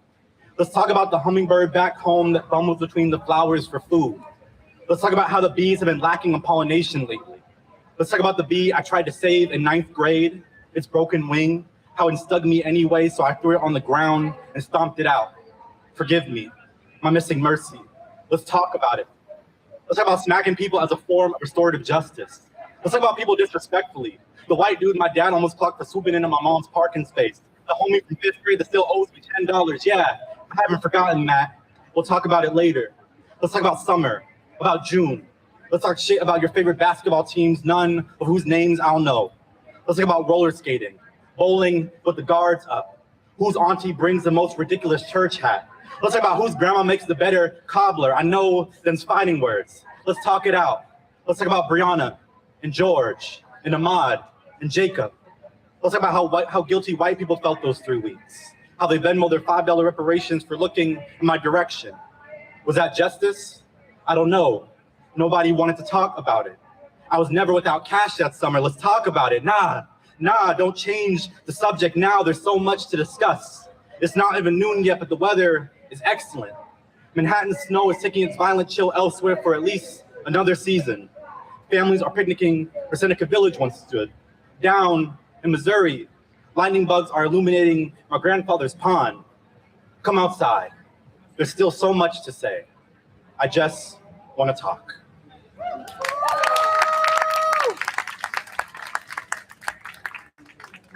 All right. The next one is lampiridology, which is just a fancy word that means the study of fireflies. Lampiridology. So much of God is guesswork, a thought experiment draped in thorns. If God is only what we believe him to be, I choose to believe God went walking one night and saw lightning bugs tumbling over the surface of the waters. He caught a fistful in a jar, and this was the whole of the cosmos. He flung them into the sky, and there we were, pupil, galaxies blinking one by one into existence. Believe it or not, the observable universe is an attempt to learn the activity of small beasts, their inclinations toward entropy. There's a field in heaven where the air is mercy thick. Angels emulating what they've heard of crickets. Crickets emulating what they've heard of infinity. I choose to believe there are summer nights God grows weary of praise he doesn't have to work for. He steps onto his porch while the congregation worships. He listens to creation buzz. I believe he'd be sipping my grandmother's sweet tea, but that is a matter of speculation. We believe God to be quiet, and so he complies. If you listen closely, you can hear him taking a heavy breath between silences, which my mother calls proof. If I ask, of what, she will tell me I wasn't listening well enough. That I believe that runs in the family. Once I prayed for silence because I had stopped believing God would hear me. I chose to believe I was easier to ignore than appease. I didn't hear a bird for weeks.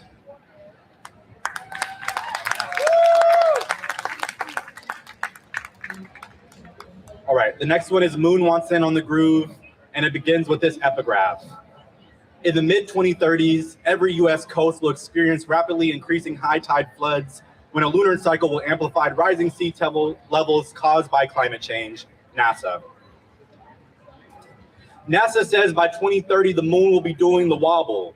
And I don't know shit about science, except that it says we're gonna get ourselves killed, but I know a thing or two about the moon, how it pulls up and brings all the water.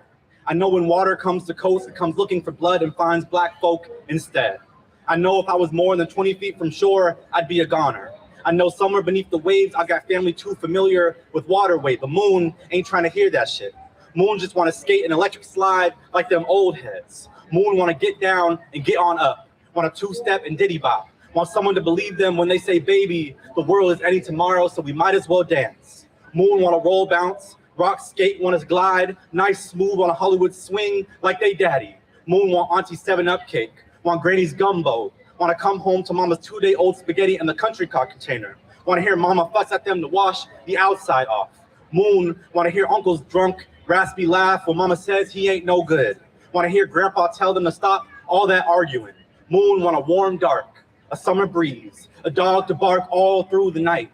Moon want to tell all they people they love them and want all they people to say it back. Say it loud. Say it so proud the water stands still.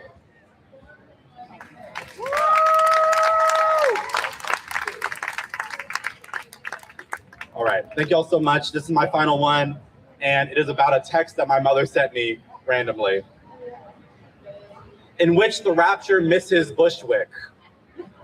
It is on this random Friday my mother texts me. Yes, text me, though I did not know it was her at first because she is on her 6th Obama phone this year, to ask me, yes, me, if the rapture is happening. And I paused, to look outside my window because the question is so ridiculous. And because I am in the middle of Bushwick, where had the rapture happened and I had not known it, I still wouldn't know it. Because what God-fearing person moves to Bushwick, which my mother must have known because she follows up on her first text with, obviously you're okay, but I saw it on the news, which then prompts me to tell my mother, prone to conspiracy, that the rapture is in fact not happening, and you should really evaluate your sources, and if the rapture were happening, I'd be on the first bus to glory, thank you very much. To which my mother, prone to skepticism, asked when the last time I prayed was, at which point I, knowing I had been stumped, ignored the question, and instead opt to ask my mother about changing my name legally, at which point she, prone to distraction, tells the long story of my birth,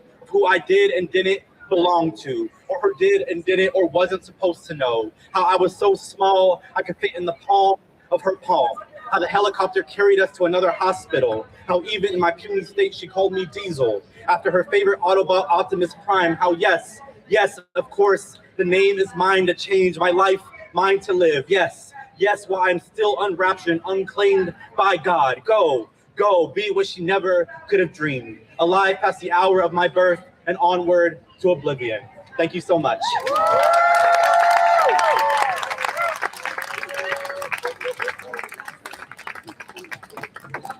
Okay, let's give it up for Diesel. That was beautiful. We are still in our block of readers from Alice James Books. We're doing a quick mic switch. Everyone, bear with me. Perhaps during this mic switch, you may be tempted to give a generous donation to the Poetry Society of New York, because everything you see around you is free this entire weekend. And isn't free poetry so cool? Don't we love arts programming in our communities for free? Okay, 1 second. Fabulous. Thank you. And can we give a big round of applause to our fabulous stage managers, Lulu and Annabelle, who have been amazing helping with everything today. All right, and we're good. Next up from Alice James Books, I am so thrilled to bring to the stage R.A. Villanueva, who is an author and the author of A Holy Dread, of the 2024 Alice James Award, and Reliquaria, winner of the Prairie Schooner Book Prize. His work has been featured by the Academy of American Poets and National Public Radio, and appears widely in international publications such as Poetry London and the Poetry Review. His honors include prizes from Forward Prizes and fellowships from the Sewanee Writers Conference and the Constance Stalton Stall Foundation for the Arts. He lives in Brooklyn, New York. Let's give R.A. such a warm welcome.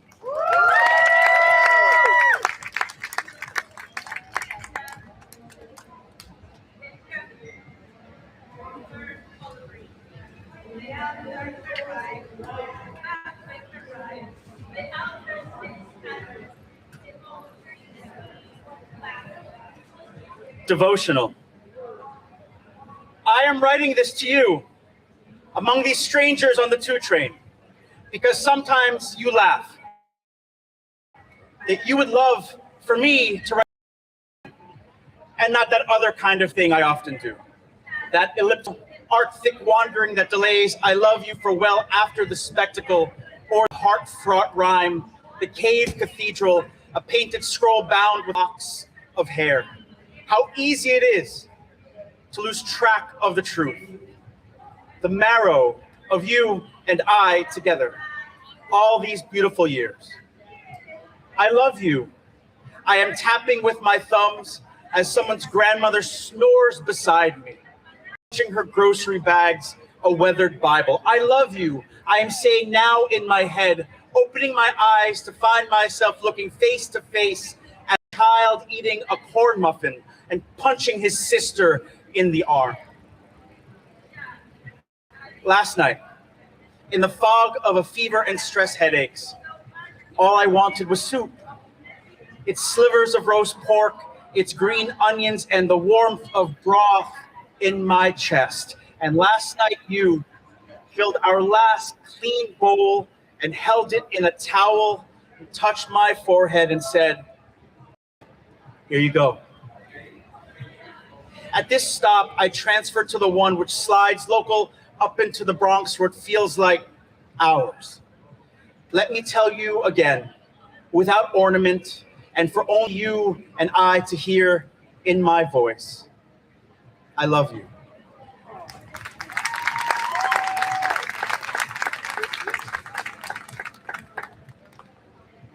Hi, everybody.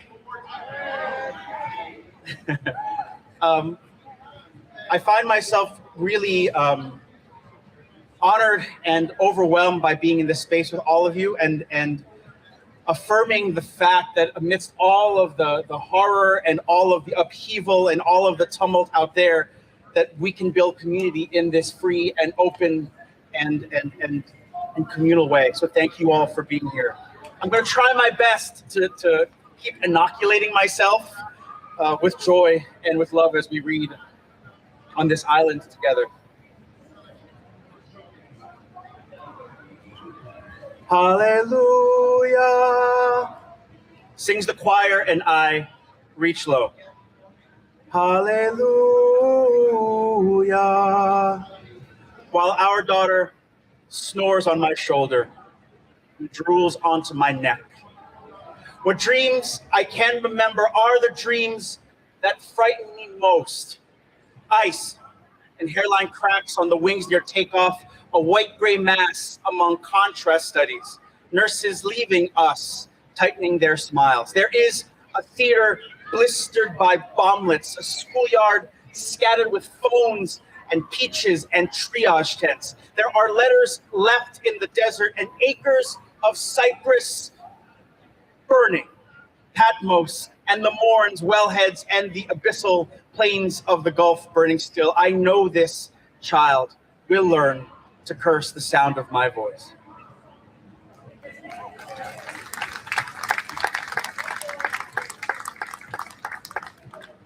This is the last poem in the book, and it's an epithalamium. The next two poems will be epithalamian. An epithalamian is an ancient tradition. It's a wedding poem, a poem that is written on that day where two people have decided to spend the rest of their lives together, ideally. And so this is a poem that was written for two very dear friends of mine. And I was stuck with what to write about.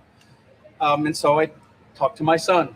It's called Epithalamian, beginning with the Tempest. And it begins with a line from Shakespeare's The Tempest. Epithalamian, beginning with the Tempest. Because Ariel speaks of a king's son, its boats aflame, crying, hell is empty, and all the devils are here. I ask my son to tell me about love. He chalks crowns and rockets across newsprint, draws wolves, rain clouds, an owlet, says, you love me and my mama. I love triceratops. We try these mornings to bring ourselves to trust in the sound of our breathing over the spent shells and laughter, the incandescent headstones. We hold our bodies as covenant enough and vow yes, promise yes. Despite every havoc, we still sing of orchids to ribbon, opals and bones swallowed light.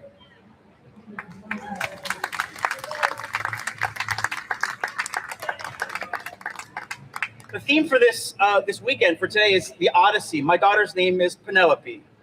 And so I wanted to read this poem that I wrote thinking about that myth and how Penelope, the mythological character, the Homeric character, never needed her damn husband. And this is a poem that imagines her wedding, the dawn before her wedding day. And so this is a poem that imagines or asks us to look at Penelope before the grief and before the fight and before the uncertainty. This is just a young woman with her whole life in front of us. We know what happens to her and what she battles against, but this is an ode to Penelope and all her brilliance and all her creativity. She was the queen of Ithaca. Epithalamian Ithaca. Tell of the bride girl, thinking of thread work, dreaming of coronals, eagles, and ducks, staring out to the sea. Morning after morning, touching her throat, counting the veins of her wrists, bracing for earthquakes. Sing of snail shells dipped in wine, in boiled figs, stacked in the silence of a bedchamber painted with wax. That we know oracles gladly lie will not keep us from asking, so she asks into the dregs, into the blush and warp of sunrise. what will become of me? And the everything replies with corners amid omens, dead bees, 3 torn veils, rain, handmaids dressing burns, laughing into cups. And past a grove of olive trees, hemlocks, copse of poplar, cypress, past the tall fires and offering stones, the oxen and cliff face and potter's kilns. Look, his stables and storerooms of lavender, axe heads, wild goat cured with time. See there, his oarsmen flexing their legs, oiling their backs. See, ship's masts lashed with laurels, carved with owls. The pitch, thick, dark, growing dark upon dark. Each hull and the sails broad, blooming like a field of clouds, falling in love with the tide. Down the corridor, someone is peeling citrus, sharpening their knives. Someone tunes strings, readies the dye for feathers while she hums, braiding her hair. To the thrumming stars, the scrim of daybreak, she takes her name from her father's mouth, her mother's chest. She lifts it and breathes free, each syllable as if weaving into smoke who she was before their promises, before his oaths, his vows and signet rings, his hands around hers like a shroud. Penelope, she calls, remembering how these last weeks she would wade into the low reeds, listening for the weightless drift of wings, awake to gods of her own making, a universe luminous and spinning, reaching out its voice to meet hers without secrets or grief, only tenderness beyond surrender. And beyond the wrecks, beyond her grace and faith wound true, that unraveling in turns, tears, battlements, arrowheads, the harbor watch, beyond porticos and spider webs, beyond daughter or queen, mother or wife, Penelope, alone, counts juniper berries, presses them down with her thumbs, tests a smile, dare to imagine her happy, alive among all trembling miracles, bright with unruly gifts. Soon the phantoms and thieves will circle, soon the carrion birds and soothsayers' drums, and every small catastrophe laced with joy. But for now, she keeps dear her heart, holds it far from dawn.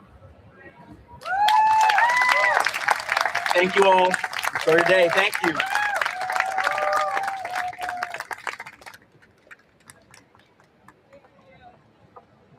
Let's give it up one more time for all of these brilliant readers from Alice James' books. R.A., Ian, D-Soul, thank you for your gorgeous, gorgeous poems. It is such a pleasure to have you here with us. Y'all, I am so excited to be here. My name is Meredith. I work with the Poetry Society of New York, and we love this weekend. I am so happy that we were able to be here today. Through storm and rain and sludge, you have made it. You crossed a body of water, you got on a boat, and you are now on Governor's Island at the New York Poetry Festival. Let's give a round of applause for that. Amazing. I'm going to keep doing this. If you've already heard me do it, I'm so sorry. However, we love free art here. We want to keep poetry free. This is just one of our many programs. We keep going on free for people across the 5 boroughs of the city. And in order to all of this beautiful poetry, literary, writing, workshops, programming completely free, we rely on you to make generous donations. So if you feel inspired and revved up and hopeful and inspired by this beautiful sun we're getting, which is very different than yesterday, please consider giving a generous donation. Okay, without further ado, our next cohort of readers are from Brooklyn Poets. Woo! Brooklyn Poets honors the borough's literary heritage by cultivating community and craft through workshops, readings, open mics, and more, built especially for those marginalized by traditional literary and academic structures. Homegrown, close-knit, and wide open to all. Let's give a warm, warm welcome to R, who's going to be hosting our next half-hour block of readers.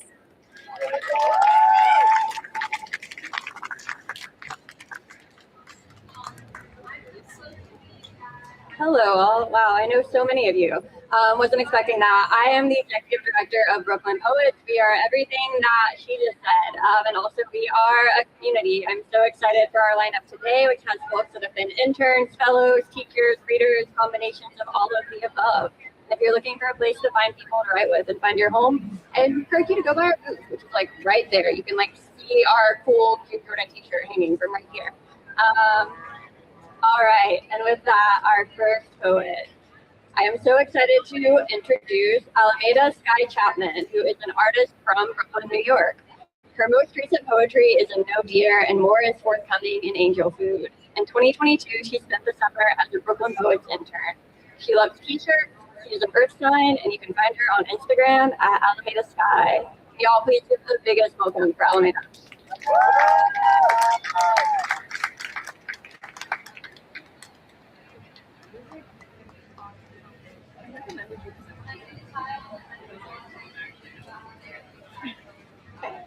Hi, thank you.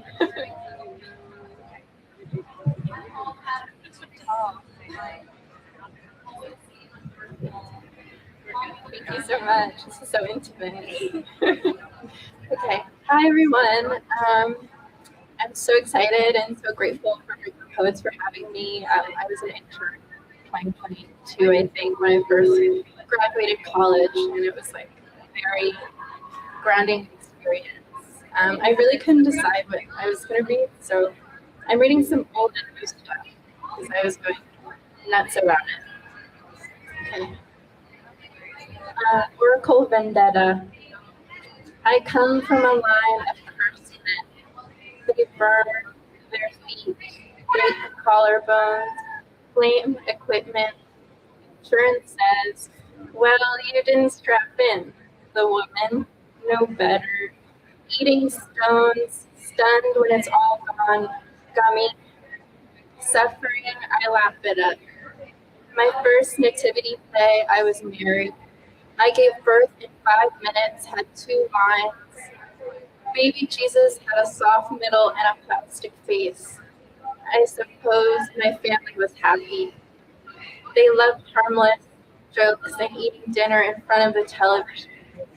They will laugh about marriage, my imagined children, how I shaved off a dime of my thumb making dinner, and now we are all eating a bit of my thumb.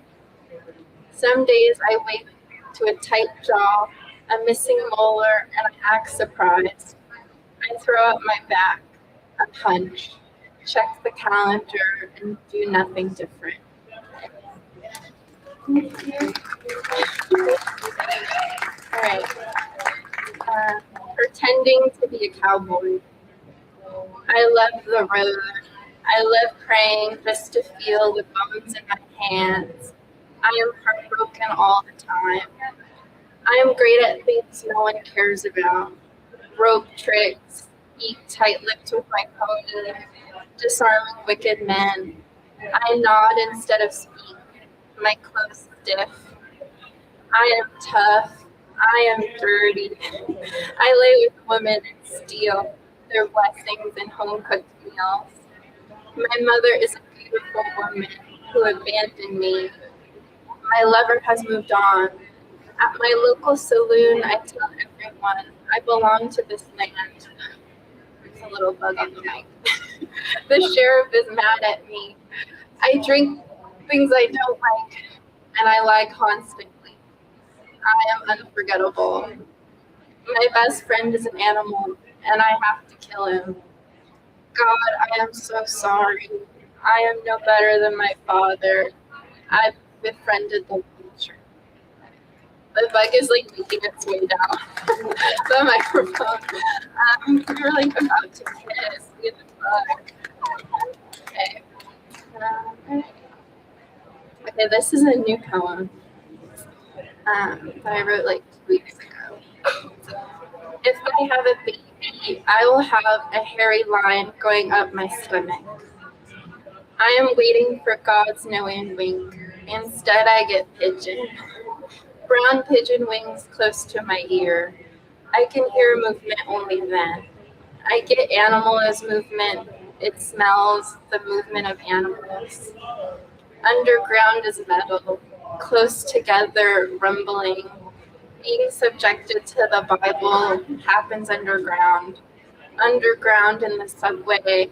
Anywhere else, you can walk away unless you are a child. Underground, I can feel my heart. It sinks through layers of bone and meat. My burning heart tunnels. In the tunnel, it is empty. Where I am outside the tunnel, you tell me you don't think your parents were good. Pigeons build nests, twigs, one beautiful egg.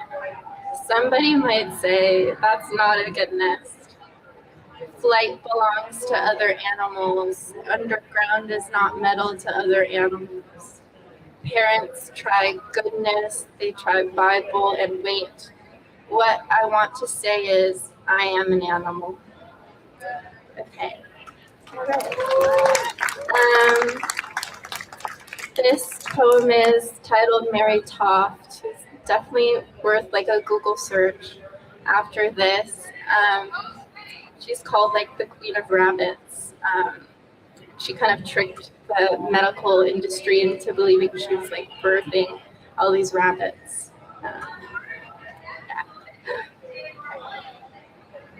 The first object in her body, grief. Grief placed the rabbit inside. Grief whispered, birth the rabbit, the foot, the pelt, the parts of rabbit. My grandmother, cold and soft, there is a dampness about her. Memory has her fingers in dampness, dirt and dough, shadowed and wet, twilight tiles, the kitchen. She had many children, 8, outlived 3. Memory in the garden, anything that entered she would kill. An old woman wringing the throats of things caught, bugs between her fingers, critters in the tall grass. Mary Young, killing caught things, cats and rabbits, putting them inside. I sleep with a white baby doll. My white grandmother stuffed her. I don't remember loving her. She looks well loved. Water stained when I hold her. When the baby was born stiff, could Mary have asked for a doll like mine? When the rabbits tumbled out, bellies were full of corn and dirt and hay. Okay, thank you. That's my time.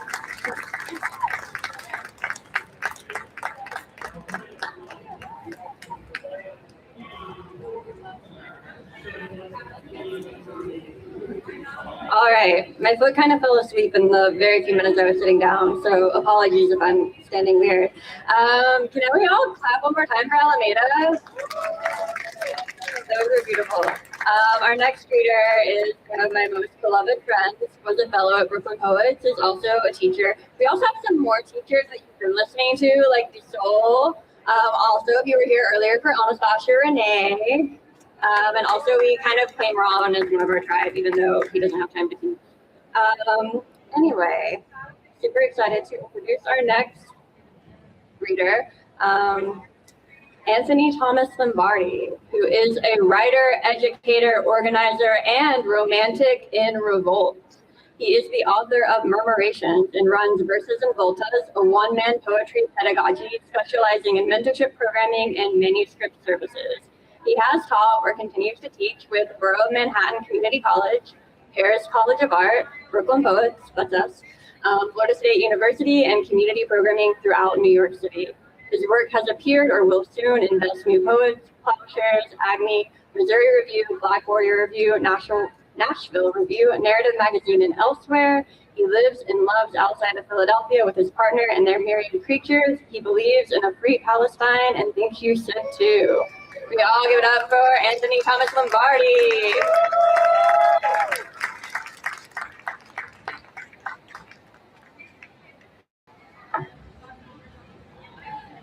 Hello. Oh, wow. I didn't realize how many of y'all I know. I love you. I love you a lot.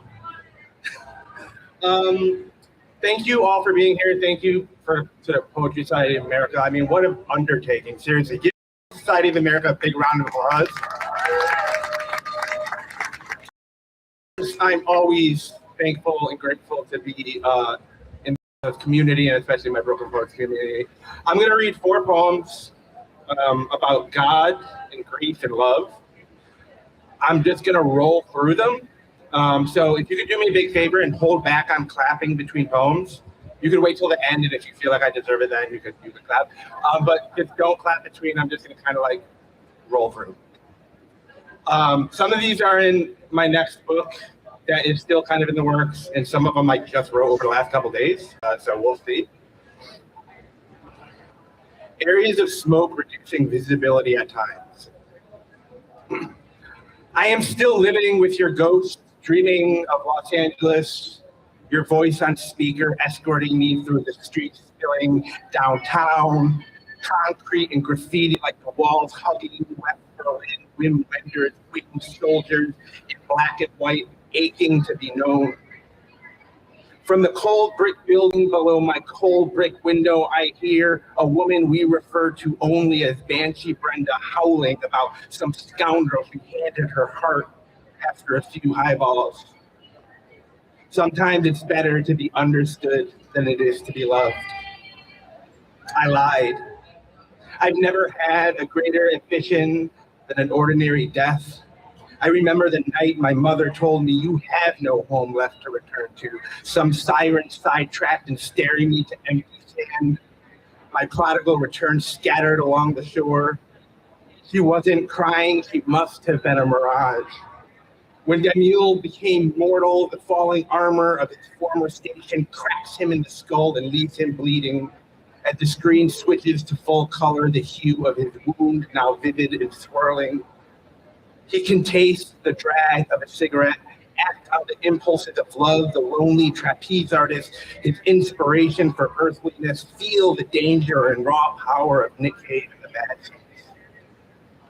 Still, I see angels with moonstone skin, soft as a cigar tip, wingless and beginning to unravel halos, hustling to keep pace overhead. When I spit flesh from spirit, there will be no mistaking them for human. Just 1,000 spitting eyes, blistered and bubbling under a flame closer to salt than skin.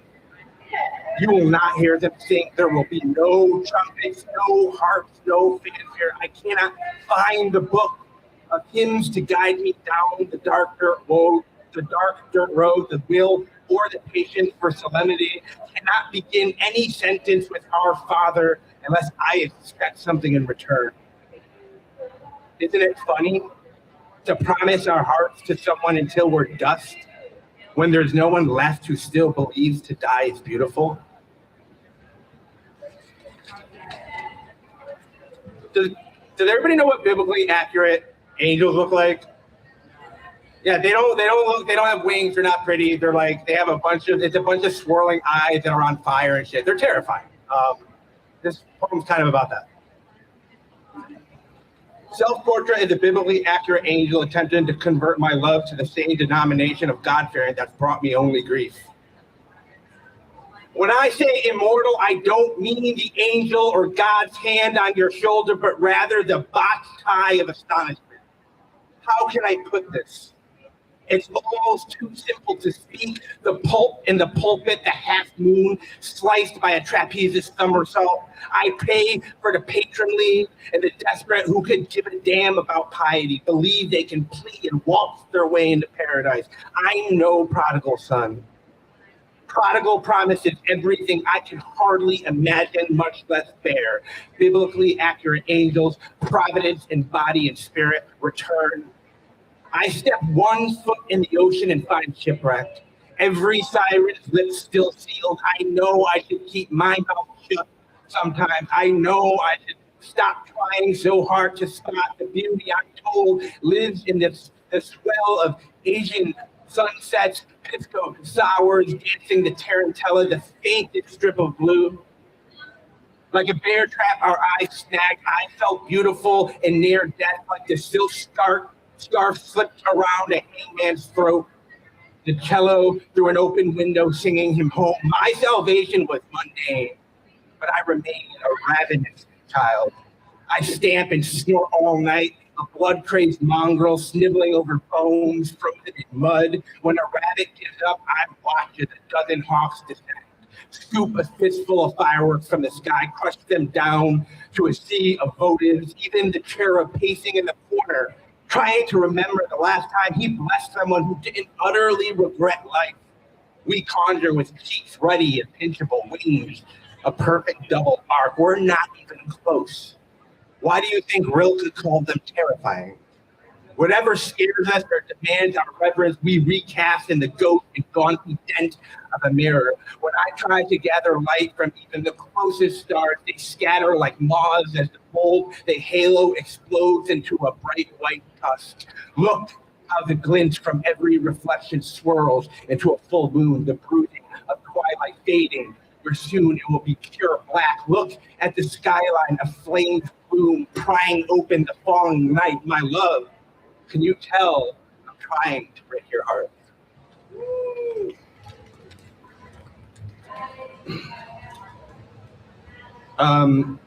St. Padre Pio's in this poem. I read a lot about saints. The only thing you really need to know is that he's a patron saint of suffering, and it was said that the devil was afraid of him.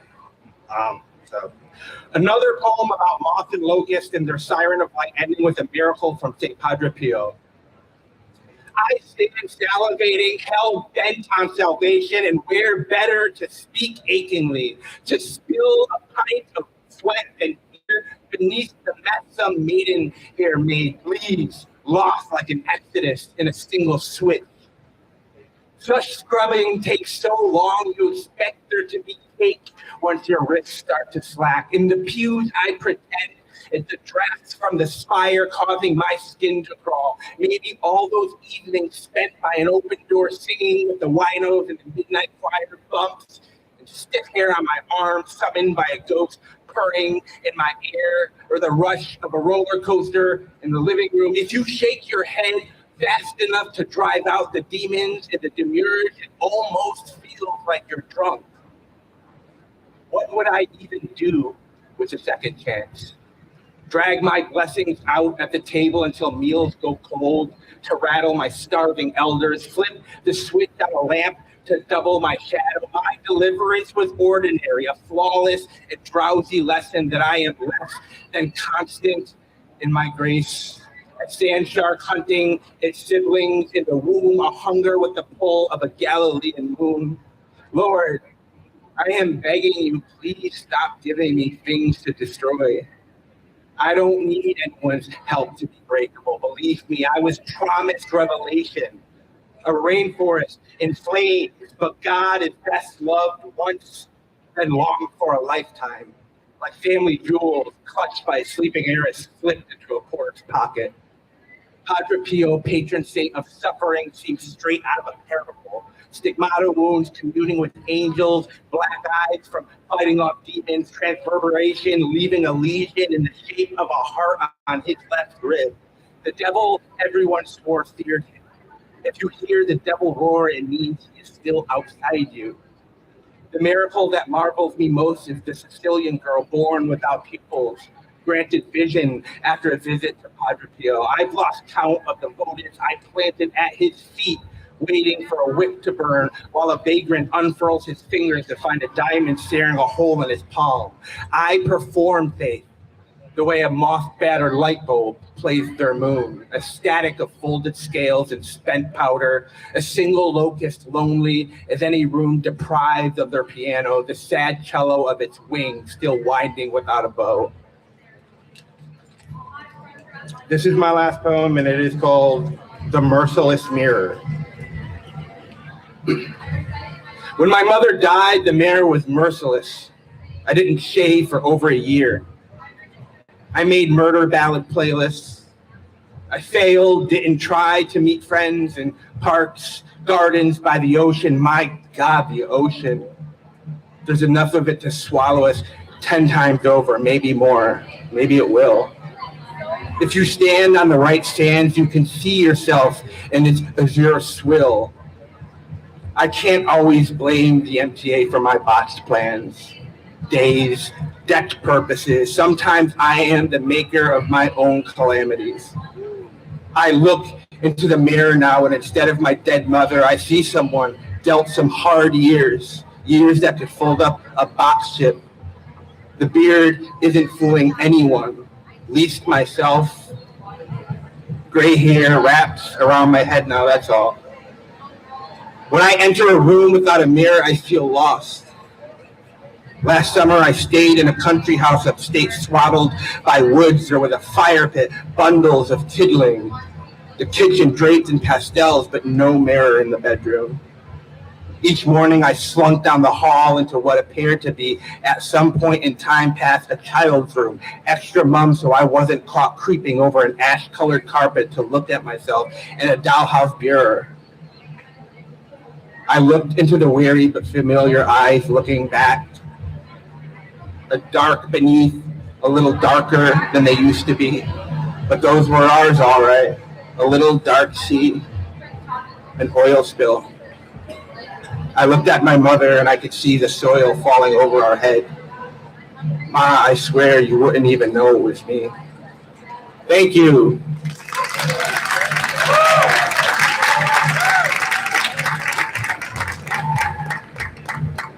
All right, I'm going to read our last reader's bio fast so that they can read more poems.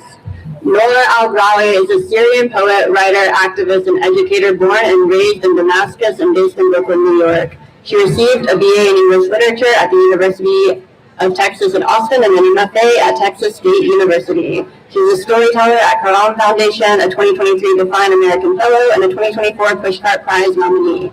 Her poetry and essays have appeared in Poetry, Dame, Nizna, Porterhouse Review, World Literature Today, The Slow Factory, and elsewhere. Her debut poetry collection, There Are Bodies Here, was published in 2025 by Fine Editions. Noor writes in hopes of changing Western perceptions of the Middle East, especially as the region and Arabic language are often viewed as inimical. She also writes about social justice and migrant identity, as well as feminism and what it means to be a feminist Middle Eastern woman. Please give it up for Noor.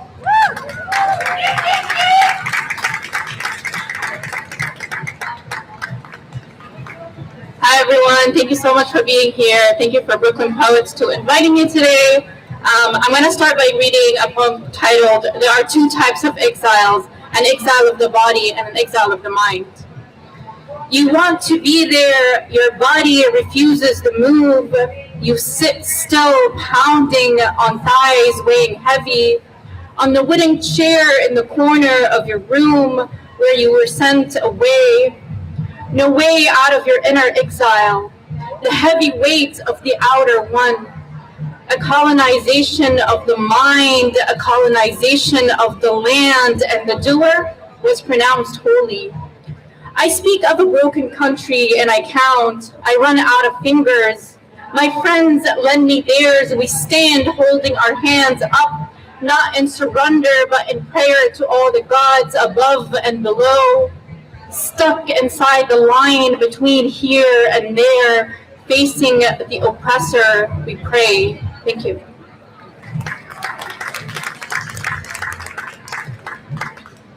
I wrote a love poem to loneliness because where you're in exile, no matter how surrounded by friends and family, there's still that loneliness that lingers in the corner of your room. It's called Tell Me Your Name. Come settle on the ribs of my chest and feed off what my heart has to offer. Forget yesterday. Tell me how many days will you be here? Are you eternity or are you like the milkman? He comes once every split moon, carrying jars of milk on the back of his truck. Cleanse yourself down from the one before me, settle between the skin and bones of my body and suckle from what my veins have to offer. I know your journey might be long, but the shadow can speak of my hospitality.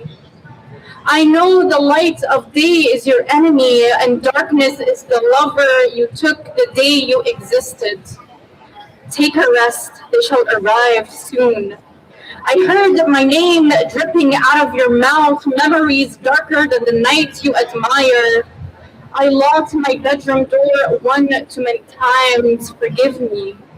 My heart sometimes betrays me and beats, but I promise I buried it under mud, soaking wet. Welcome, don't be afraid. I vow to take you in sickness and in sickness till the day my body decays under tombstones scribbled in letters they cannot read. I promise to hum to your words as you sit, weeping on my departure, and wonder, how can I leave the one who never leaves? Thank you.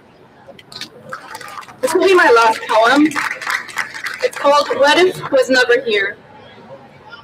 أنا مغتربة. I am displaced. If you search for me in history books, my name would be imperceptible. The historian knew I was here I was, when he said to me, في لحظة مغادرتك البلد يغادرك. Once you leave the land leaves you. Damascus soil no longer will recognize my footprints. An outlander, it would say, as if I wasn't given birth to 20 minutes from the heart of the city, and lived and loved and loved and lived for 21 years. Once you leave, you are displaced, misplaced. ابحث عني. What brought me here? Who am I? Where do I belong? I ask myself every morning as I brush my brown locks and blink with eyes big, an inheritance of Syrian ancestors. My blood is Damascene, but my body is lost. Take me again and displace me in the place I was first found. Lose me between jasmine-scented petal on a hot summer day.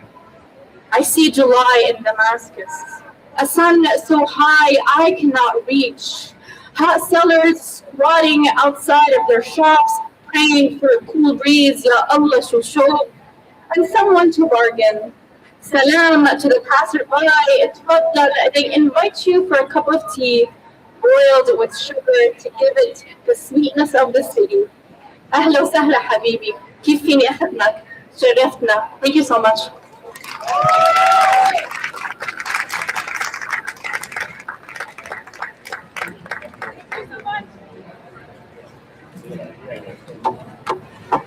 Let's give a big round of applause for Brooklyn Poets. Thank you so much for being here. Thank you, R, for beautifully emceeing this last hour of poetry. We are so happy that you're here with us. You've made it on the island. Welcome to the Poetry Festival of New York City. We're thrilled to have you here. We are the Poetry Society of New York, and we run because people like you decide to give generous donations so that we can keep poetry free year-round. My name is Meredith Starkman. I'm so happy to be the main stage host today. We've got one more fabulous 30-minute block of poets before we bring up our headliners. And let's all take a deep breath. Woo! We've made it. All right. Next up, I'm so excited to bring to the stage the Brooklyn Writers Factory. The Brooklyn Writers Factory is an intimate MFA program in fiction, nonfiction, and poetry based at St. Joseph's University, right on the border of Brooklyn and Hill in Brooklyn. And I am thrilled to bring to the stage Tree Pappas, who is a Greek Australian poet, educator, and translator who now lives in Brooklyn, New York, a proud staff member of the Poetry Society of New York. This weekend is her favorite in the entire year, just like me. Let's give T a very big round of applause. Woo! Thank you, Meredith. How we doing, people? Hey, Maya. Hey, that's my husband. Who else can I see in the crowd? I need to hear y'all because this is the main stage. I don't know if you heard. And I also heard there's like a sporting match or something, but we don't care about that. Because we have team what? Poetry. When I say team, you say poetry. Team. Team. Okay, the vibes. I can feel the energy. We were going for our first reader from the Brooklyn Writers Foundry MFA program, Ebony Gilchrist, who is a poet and educator from Patterson, New Jersey. Any people from New Jersey in the house? Oh, come on, New Jersey. New York, we gotta come in. We'll give her a big clap. She was a featured poet at the Patterson Youth Poetry Festival in 2025, and her work has appeared in Milk Press and By the Way. She's a second-year MFA candidate in poetry at Brooklyn Writers Foundry. When she isn't writing or teaching, she can usually be found playing video games or pick up basketball. Make her welcome, everyone!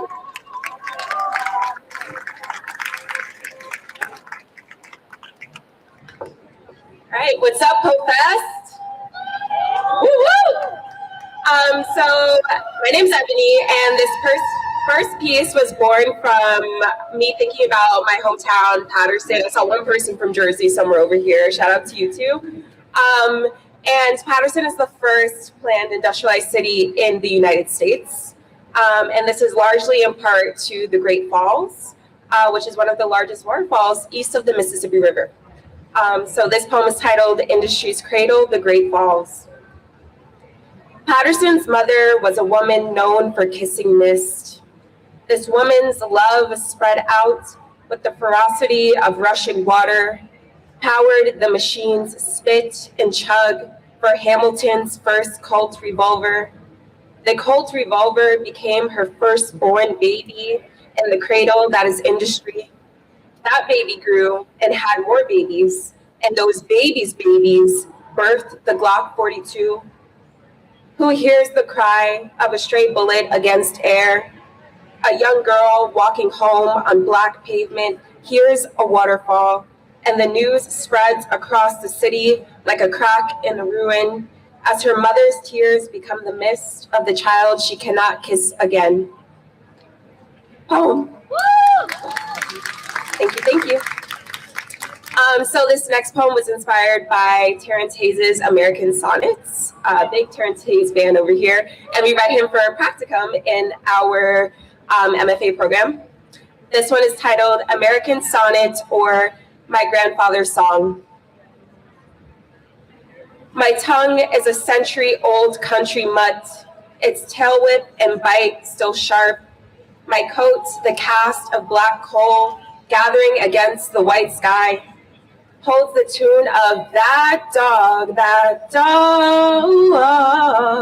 by George Clinton, music my grandfather used to sing in the kitchen, his voice the deep roar of a Norfolk and Western train engine, a stinging song of rushing power and metal passing through his body.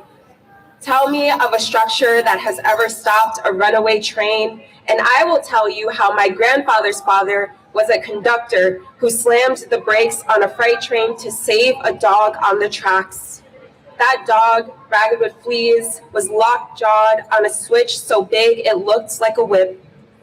The screech of the train stop sent the switch whip flying, and that dog became a song, clogging the mouth of this bitter earth spat out. Poem. Thank you. And my last piece today is titled Paint by Number. The kit comes with a pocket manual, little paint pouches and a plastic tin, calls for the right amount of water to dilute my color thin into a translucent synthetic dye, flattened into a brush, too light to stain the page dark. I murk up the red ceramic cup and become a solution, the color of chilled tea or a doll's eye.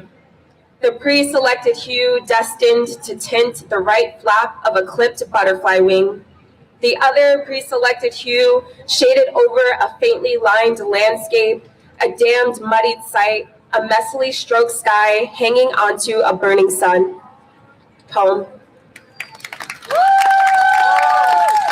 Thank you. I have the privilege of introducing our next Brooklyn Writers Foundry poet, my dear friend Amalia. Amalia Maria is a writer and MFA candidate at the Brooklyn Writers Foundry. She has taught writing workshops at the University of Miami, Miami Poetry Festival, and St. Joseph's University. You can find her work in Indie Earth anthologies and Peach Fuzz magazine. Let's welcome Amalia to the stage.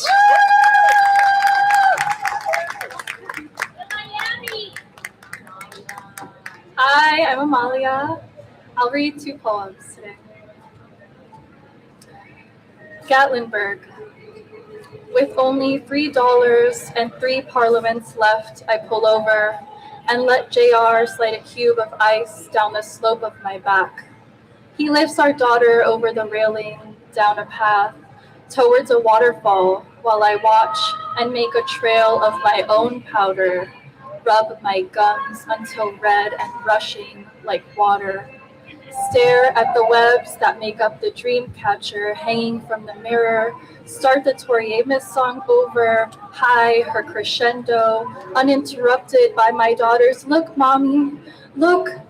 I wonder if there's time for one more line, but no, their heads reappear above the railing again, dad and daughter, the simple win of making it back together, to the car, to mother.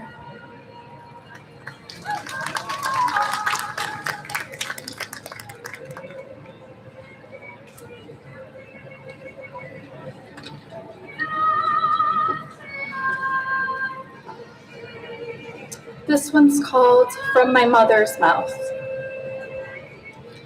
I grew up looking for fruit in a fridge full of cow tongues with neighbors' names sewn shut inside them, but no spell could stop their gossip when my father threw up Clorox on our sidewalk and Channel 7 reported on all of it.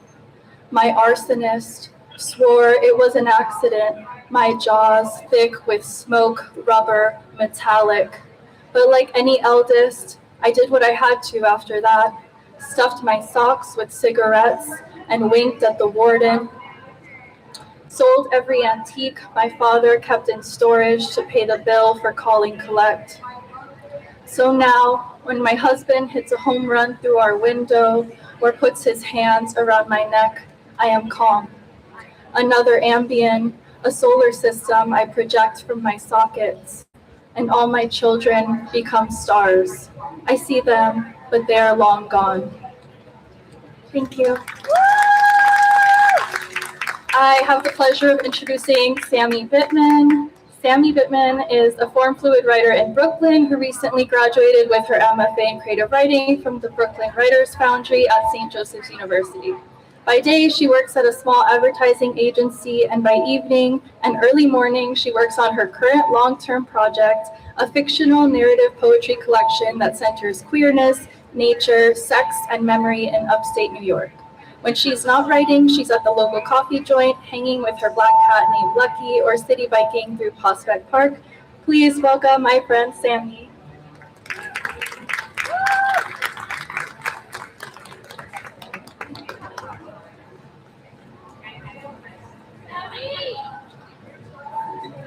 Hello. As Amalia mentioned, I'm working on a long-term project that's a poetry collection that it's narrative and fictional, kind of like a novel in verse. So this is a poem from that. It's called Last Blush. Last blush. Your makeup bag on the counter of the bathroom of the first floor of this gray house. Pink zippered, smudged with your fingerprints, an archive of the way you spent your days. I walk back and forth across green tile, speak to no one, remember you to no one, give your things to no one, including your sisters, including your friends. I unzip the bag, breathe in the smell of your hands, cheeks, mouth, even teeth, the way they would catch stray lipstick some days. The concealer half emptied, the liquid starting to harden, the Sephora lip stain at the bottom, the eyelash curler, one lash is stuck in there. I try to keep looking, to not put it on my tongue or press it to the damp of my cheek. I try not to do these kinds of things, but it's so hard when no one is looking, when no one is watching me. The thick mascara tube, the ink smudge that imprints against my fingers, the cracked eyeshadow palette with a dispensary store sticker of Bugs Bunny holding a joint, wearing his sunglasses, saying, "What's up, Doc?" to no one. The powdery foundation you applied with a wide, soft brush, it is around here somewhere. The 6 lip glosses, the 8 lipsticks, the plastic tubes with sticky openings, twisty bottoms that reveal an eroded, ripe, reddened top. I remember your clit suddenly without warning, squeeze my eyes shut against nothing. I remember you applying this lipstick, Be My Girl, which is the color of the inside of your mouth, or was, and you would apply it to your mouth with the same precision as I would slice through a map. The lipstick is textured where your mouth would be, has been. I could stare at it, or I could apply it to my mouth to release something. It won't be enough, and so I do neither. The contour you applied to all the angles of your face I could see. The blush. You said to me once, I wish I had the shade of blush that your cheeks turn. And your tongue would poke against the inside of your cheek, and your eyes would do a dance around me. It'd be sold out everywhere. You usually looked at me like you were looking at something behind me, like I would have had to turn my head around on a swivel to see. But you weren't. I wouldn't do a full beat on you. Beat? Like you wouldn't hit me? No, dummy, I'd just do something light, a little mascara, eyeshadow. No blush, though. That's already perfect. I look at one of the lip gloss tubes. The goo inside is the color of dahlias, like the ones Graham used to grow, like the ones I haven't been able to raise since. Sweet summer bomb. I could lick it off slowly while I fuck myself fast. You'd probably like that. I could take the blush and apply it to my cheeks in thick layers until I look like a stranger or a papier-mâché doll. You probably wouldn't like that. Magical thinking would be believing one of these things could call you back, but I don't believe in ghosts. I'll come back and haunt you, Maxie. I'll untie all your shoes. Grams had promised. I left my boots tied after I took them off for a long time. They were always still tied when I woke up. I can't stand the way I wished for stupid things like that.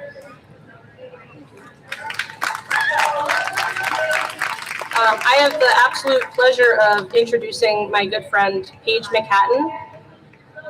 Paige McHatton, she, her, whatever, is a writer based in Maine and Brooklyn. She is a recent graduate of the Writers Foundry. In her free time, you can find her city biking, giggling, and making faces at babies on the subway. Please welcome my lovely friend, Paige.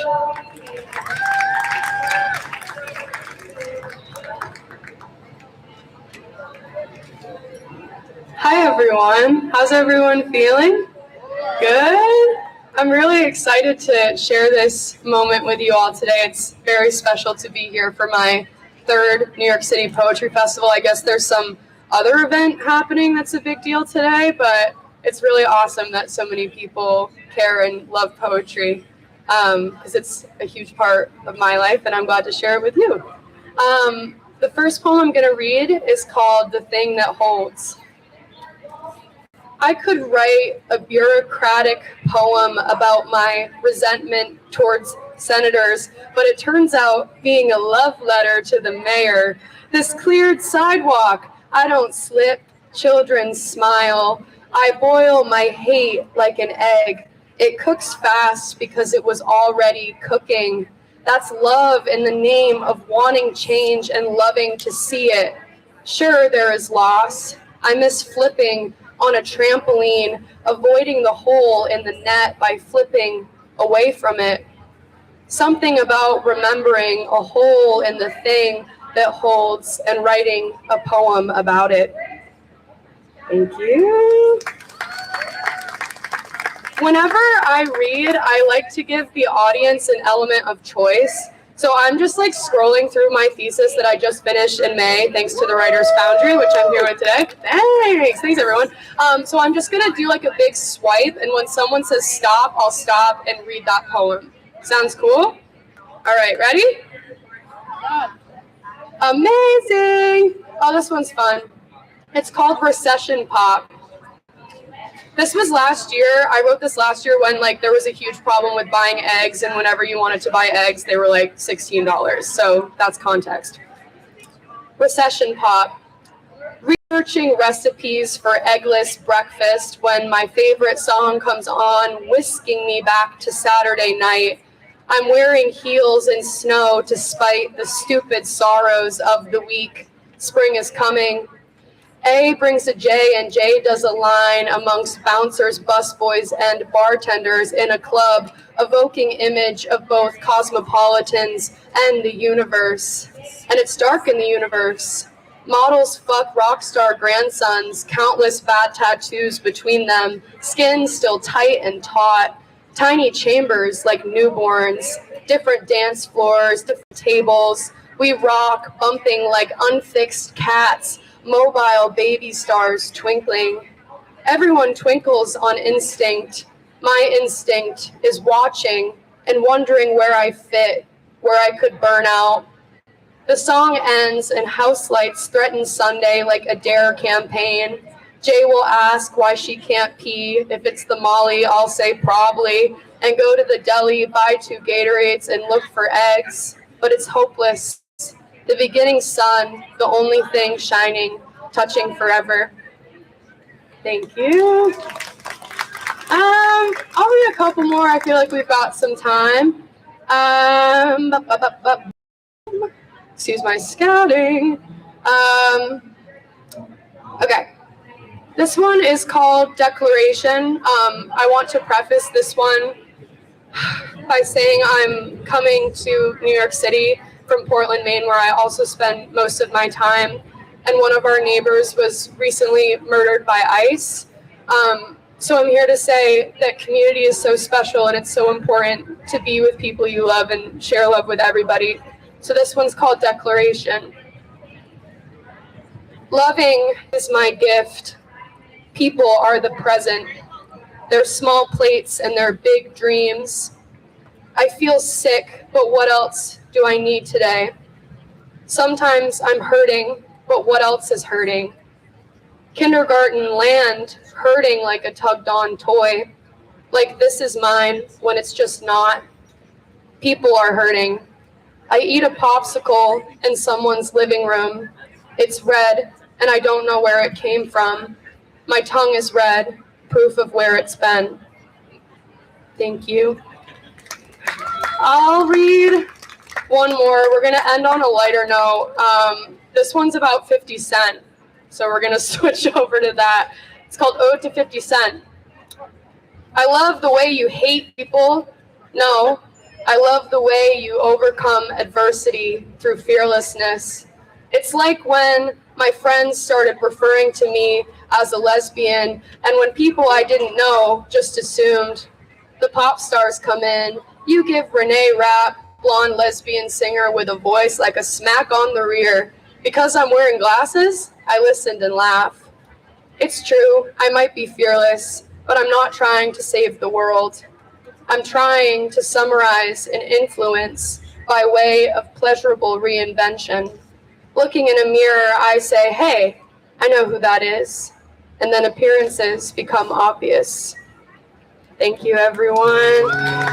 It is a great, great, great honor to introduce our next poet, our final poet of our little set we've got going on here. She is amazing. She coordinates this for us every year, and I'm so grateful. It's my favorite weekend of the year, and Fee is a huge part of making it happen for all of us, so it's my pleasure to introduce her. Fee is a Greek-Australian poet, editor, and translator who recently graduated from the Brooklyn Writers Foundry, snaps. Tomorrow she will be sad that she has to wait another 364 days until the next poetry festival. You can find her on Instagram, maybe TikTok, I don't know, at FM Papas. Put that in your notes app. Put it in your Instagram now for all I care. She's going to read some beautiful poems. She just got back from Greece, and I hope is sharing new material. But who knows? Give it up for Fee. Thank you, everyone.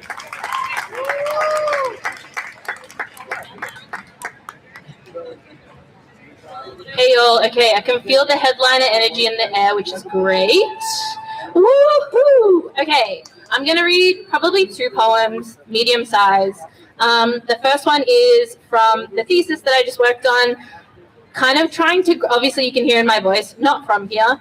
And it was interesting working on a collection that was kind of dealing with a foreigner's journey to assimilate in the US and asking myself the question of like, what is assimilation? What do I have any agency in it? And if I do, what do I want to accept about this place, about the United States and the culture that surrounds me, and what do I not? So those are kind of the questions I've been asking, and this poem is one exploration of that. It's called For Years, the Civil War. For years, the Civil War has sat on the couch next to me, eating Cheetos and waiting. Before I moved to the US, I argued with Americans who said progress only happens when blood is spilled.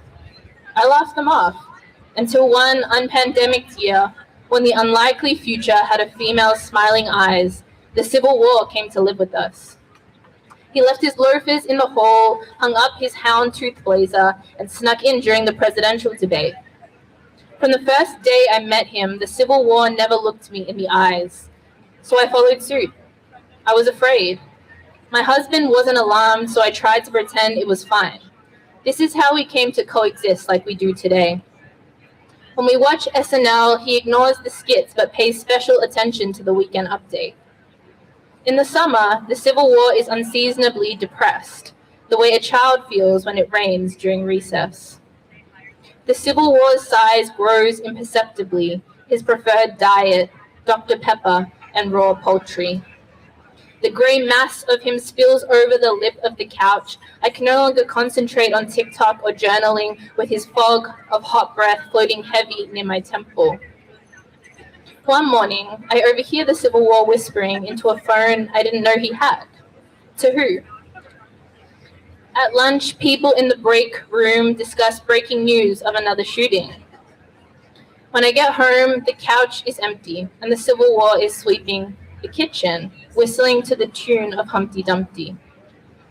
I take out the trash one night and make small talk with the neighbor. She asks if I noticed the price of poultry going up lately. Says she knows a butcher and can get me a great deal. I don't know how she knows what meat I buy. I play dumb and ask, but she mumbles and rushes back inside, full trash bag in hand. Fed up with bullshit niceties, I storm inside to ask the Civil War, "What are you waiting for?"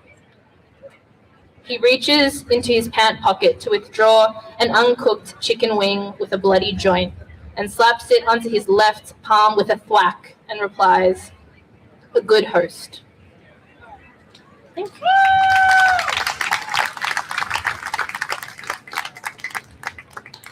And for the last poem I'll do, Tova Green, who produces this great festival. Give it up for Tova Green! Wherever they are. I see you asked me to translate C.P. Kavafi's poem Ithaca from Greek to English, and I'm going to read it for you. I wanted to also mention a little bit from my translator's note. What I've often found with Greek poetry is it doesn't have as much imagery as English poetry, so I really had to mine the language to bring that out. A lot of the Greek translations that I see feel a bit flat to me, and so this one I wanted to kind of bring out the motion. There is a line, the third line, C.P. Kavafi mentions this word, peripeties, which is the literal translation of that word is adventure, but if you look at its etymology, the prefix peri means, it refers to a circular movement, like the preposition around or through. And then the root of the word, pito, means to fall or to unexpectedly encounter something. So the word kind of image of adventure is this idea of going through an unexpected encounter. And that's kind of what frames my translation of this poem, this idea of unpredictability and of movement. And so I've tried to kind of bring the poem to life in that way. So here is my translation of Ithaca for you at A Modern Odyssey. Poetry Festival 2026. All right. Dear traveler, when you set out to Ithaca, you should wish the road long. Snaking up, back, down, forward, forward, may you encounter motion that brings you back around again. This is adventure, what it means to be full of knowing. Something else to note, do not fear the following. 1, giants hostile, ravenous, they devour anything, even themselves. 2, myopic monsters, lawless, they know not how to welcome strangers in. 3, despotic rulers, full of rage, they wreak storms that cause delay. No, such things as these will not cross your path. If you stay high in your thoughts, if you look at life's tree and pick only the best fruit from the highest canopy, if you stay high in your thoughts, what rots will not disturb your soul's journey. You'll avoid the ravenous, the lawless, the enraged. You won't have space to carry them with you. They won't get in your way. You will wish the road long, that summer mornings, bringers of wellness, are many, that with such happiness you will arrive at safe havens as a first-time visitor and stop by artisans to acquire treasures, mother of pearl and coral, amber and ebony, fragrances radiating like desire of the skin of your body more than you can bear. In cities Egyptian, you will learn from the learned, oh yes, always in your mind, you will be in Ithaca. That is your destination, your finish line, your slide through the crack in the mountain before the avalanche. You cannot coerce this into being. You cannot expect the riches of that moment to just be handed over. Ithaca doesn't work that way. But you can, when that long-awaited lengthening of your life arrives, moor yourself there in the island. Feel the weight of your road's victories, the wealth of them. Ithaca gave you a good journey, didn't she? Without which you never would have left the road.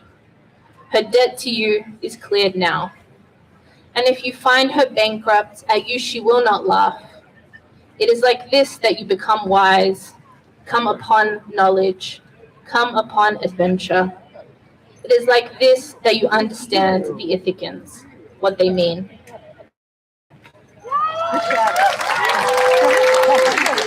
Thank you so much, y'all. One more time.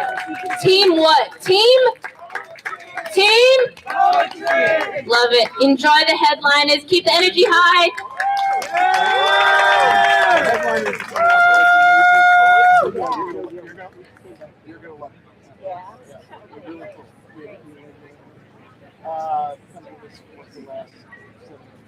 Oh, nice. I've read your couple.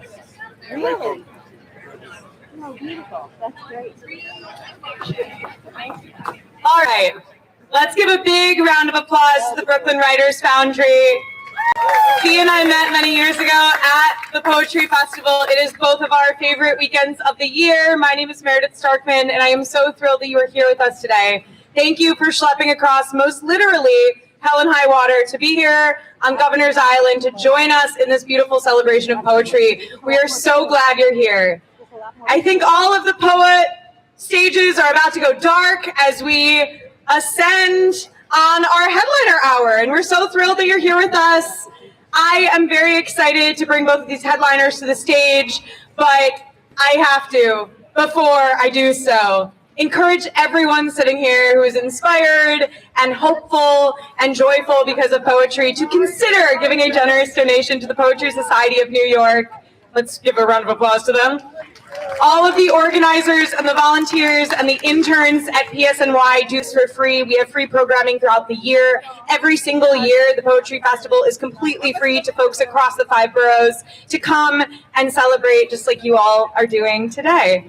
So now, without further ado, I am so thrilled to bring Scott Lynn to the stage to introduce our first headliner, Fatima Asghar. All right, Scott.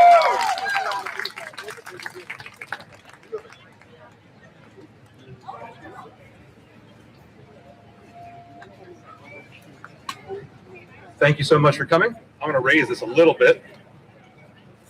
Maybe. All right. Thank you. I'm going to read 3 short poems and then have the wonderful pleasure of introducing our headline.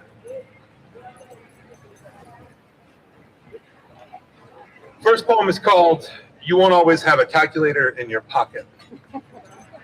Why are all your poems so self-deprecating, she asks nonchalantly, as if she was asking an easy question, like the solution to the Fermi paradox, or why, when the predecessors of the whale were met with the bounty of the land, chose to go back into the sea. Maybe there is something to be said there, relating to the weight of your own expectations and buoyancy. Trust me, weight is something I am intimately familiar with. My brain weighs 3.3 pounds and my heart another 1.1 on top of that, but how can you weigh the distance between them? What formula incorporates the thought that as a child, home was a mint green room, a bed with a pull-out drawer, 2 living, loving parents, and the crushing weight of their expectations balanced precariously on top of my dreams? How do you solve for X when everything has since been subtracted except the weight? I have never thought I'd really need algebra past school, but here we are. which may explain the whales' return to what they knew, because they've always been terrible at math.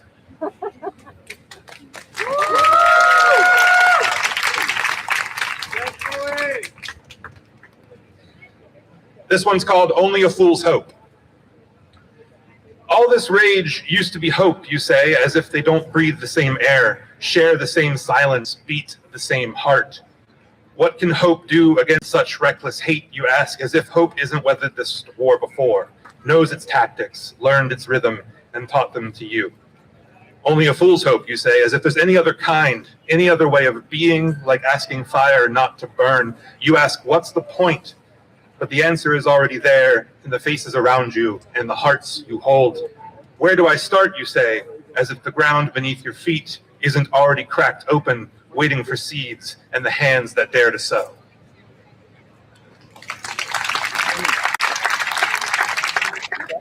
And this last one here, do you know what a dik-dik is, the little tiny antelope from Africa?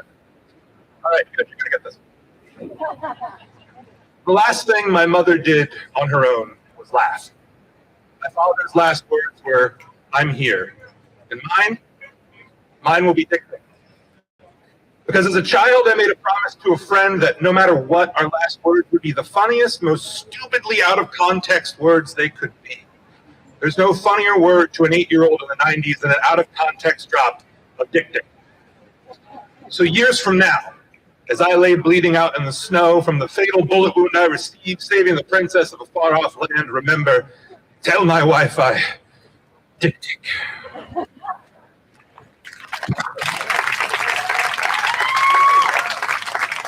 Thank you. I have the immense pleasure of welcoming Fatima Asghar, poet, screenwriter, educator, and performer. They are a South Asian American Muslim writer who cares less about genre and instead prioritizes the story that needs to be told and finds the best vehicle to tell it. They are the author of Daughter of the Mountains, If They Come For Us, When We Were Sisters, and the chapbook After. They are the writer and co-creator of Brown Girls, an Emmy-nominated web series that highlights friendship among women of color. They are a member of the Dark Noise Collective and Kundaman Fellow. They were longlisted for the National Book Award, Aspen Words Literary Prize, and the Center for Fiction's First Novel Prize. Winner of the inaugural Carol Shields Prize for Fiction, Asghar is a recipient of the Ruth Lilly and Dorothy Sargent Rosenberg Poetry Fellowship from the Poetry Foundation and was listed on Forbes 30 Under 30.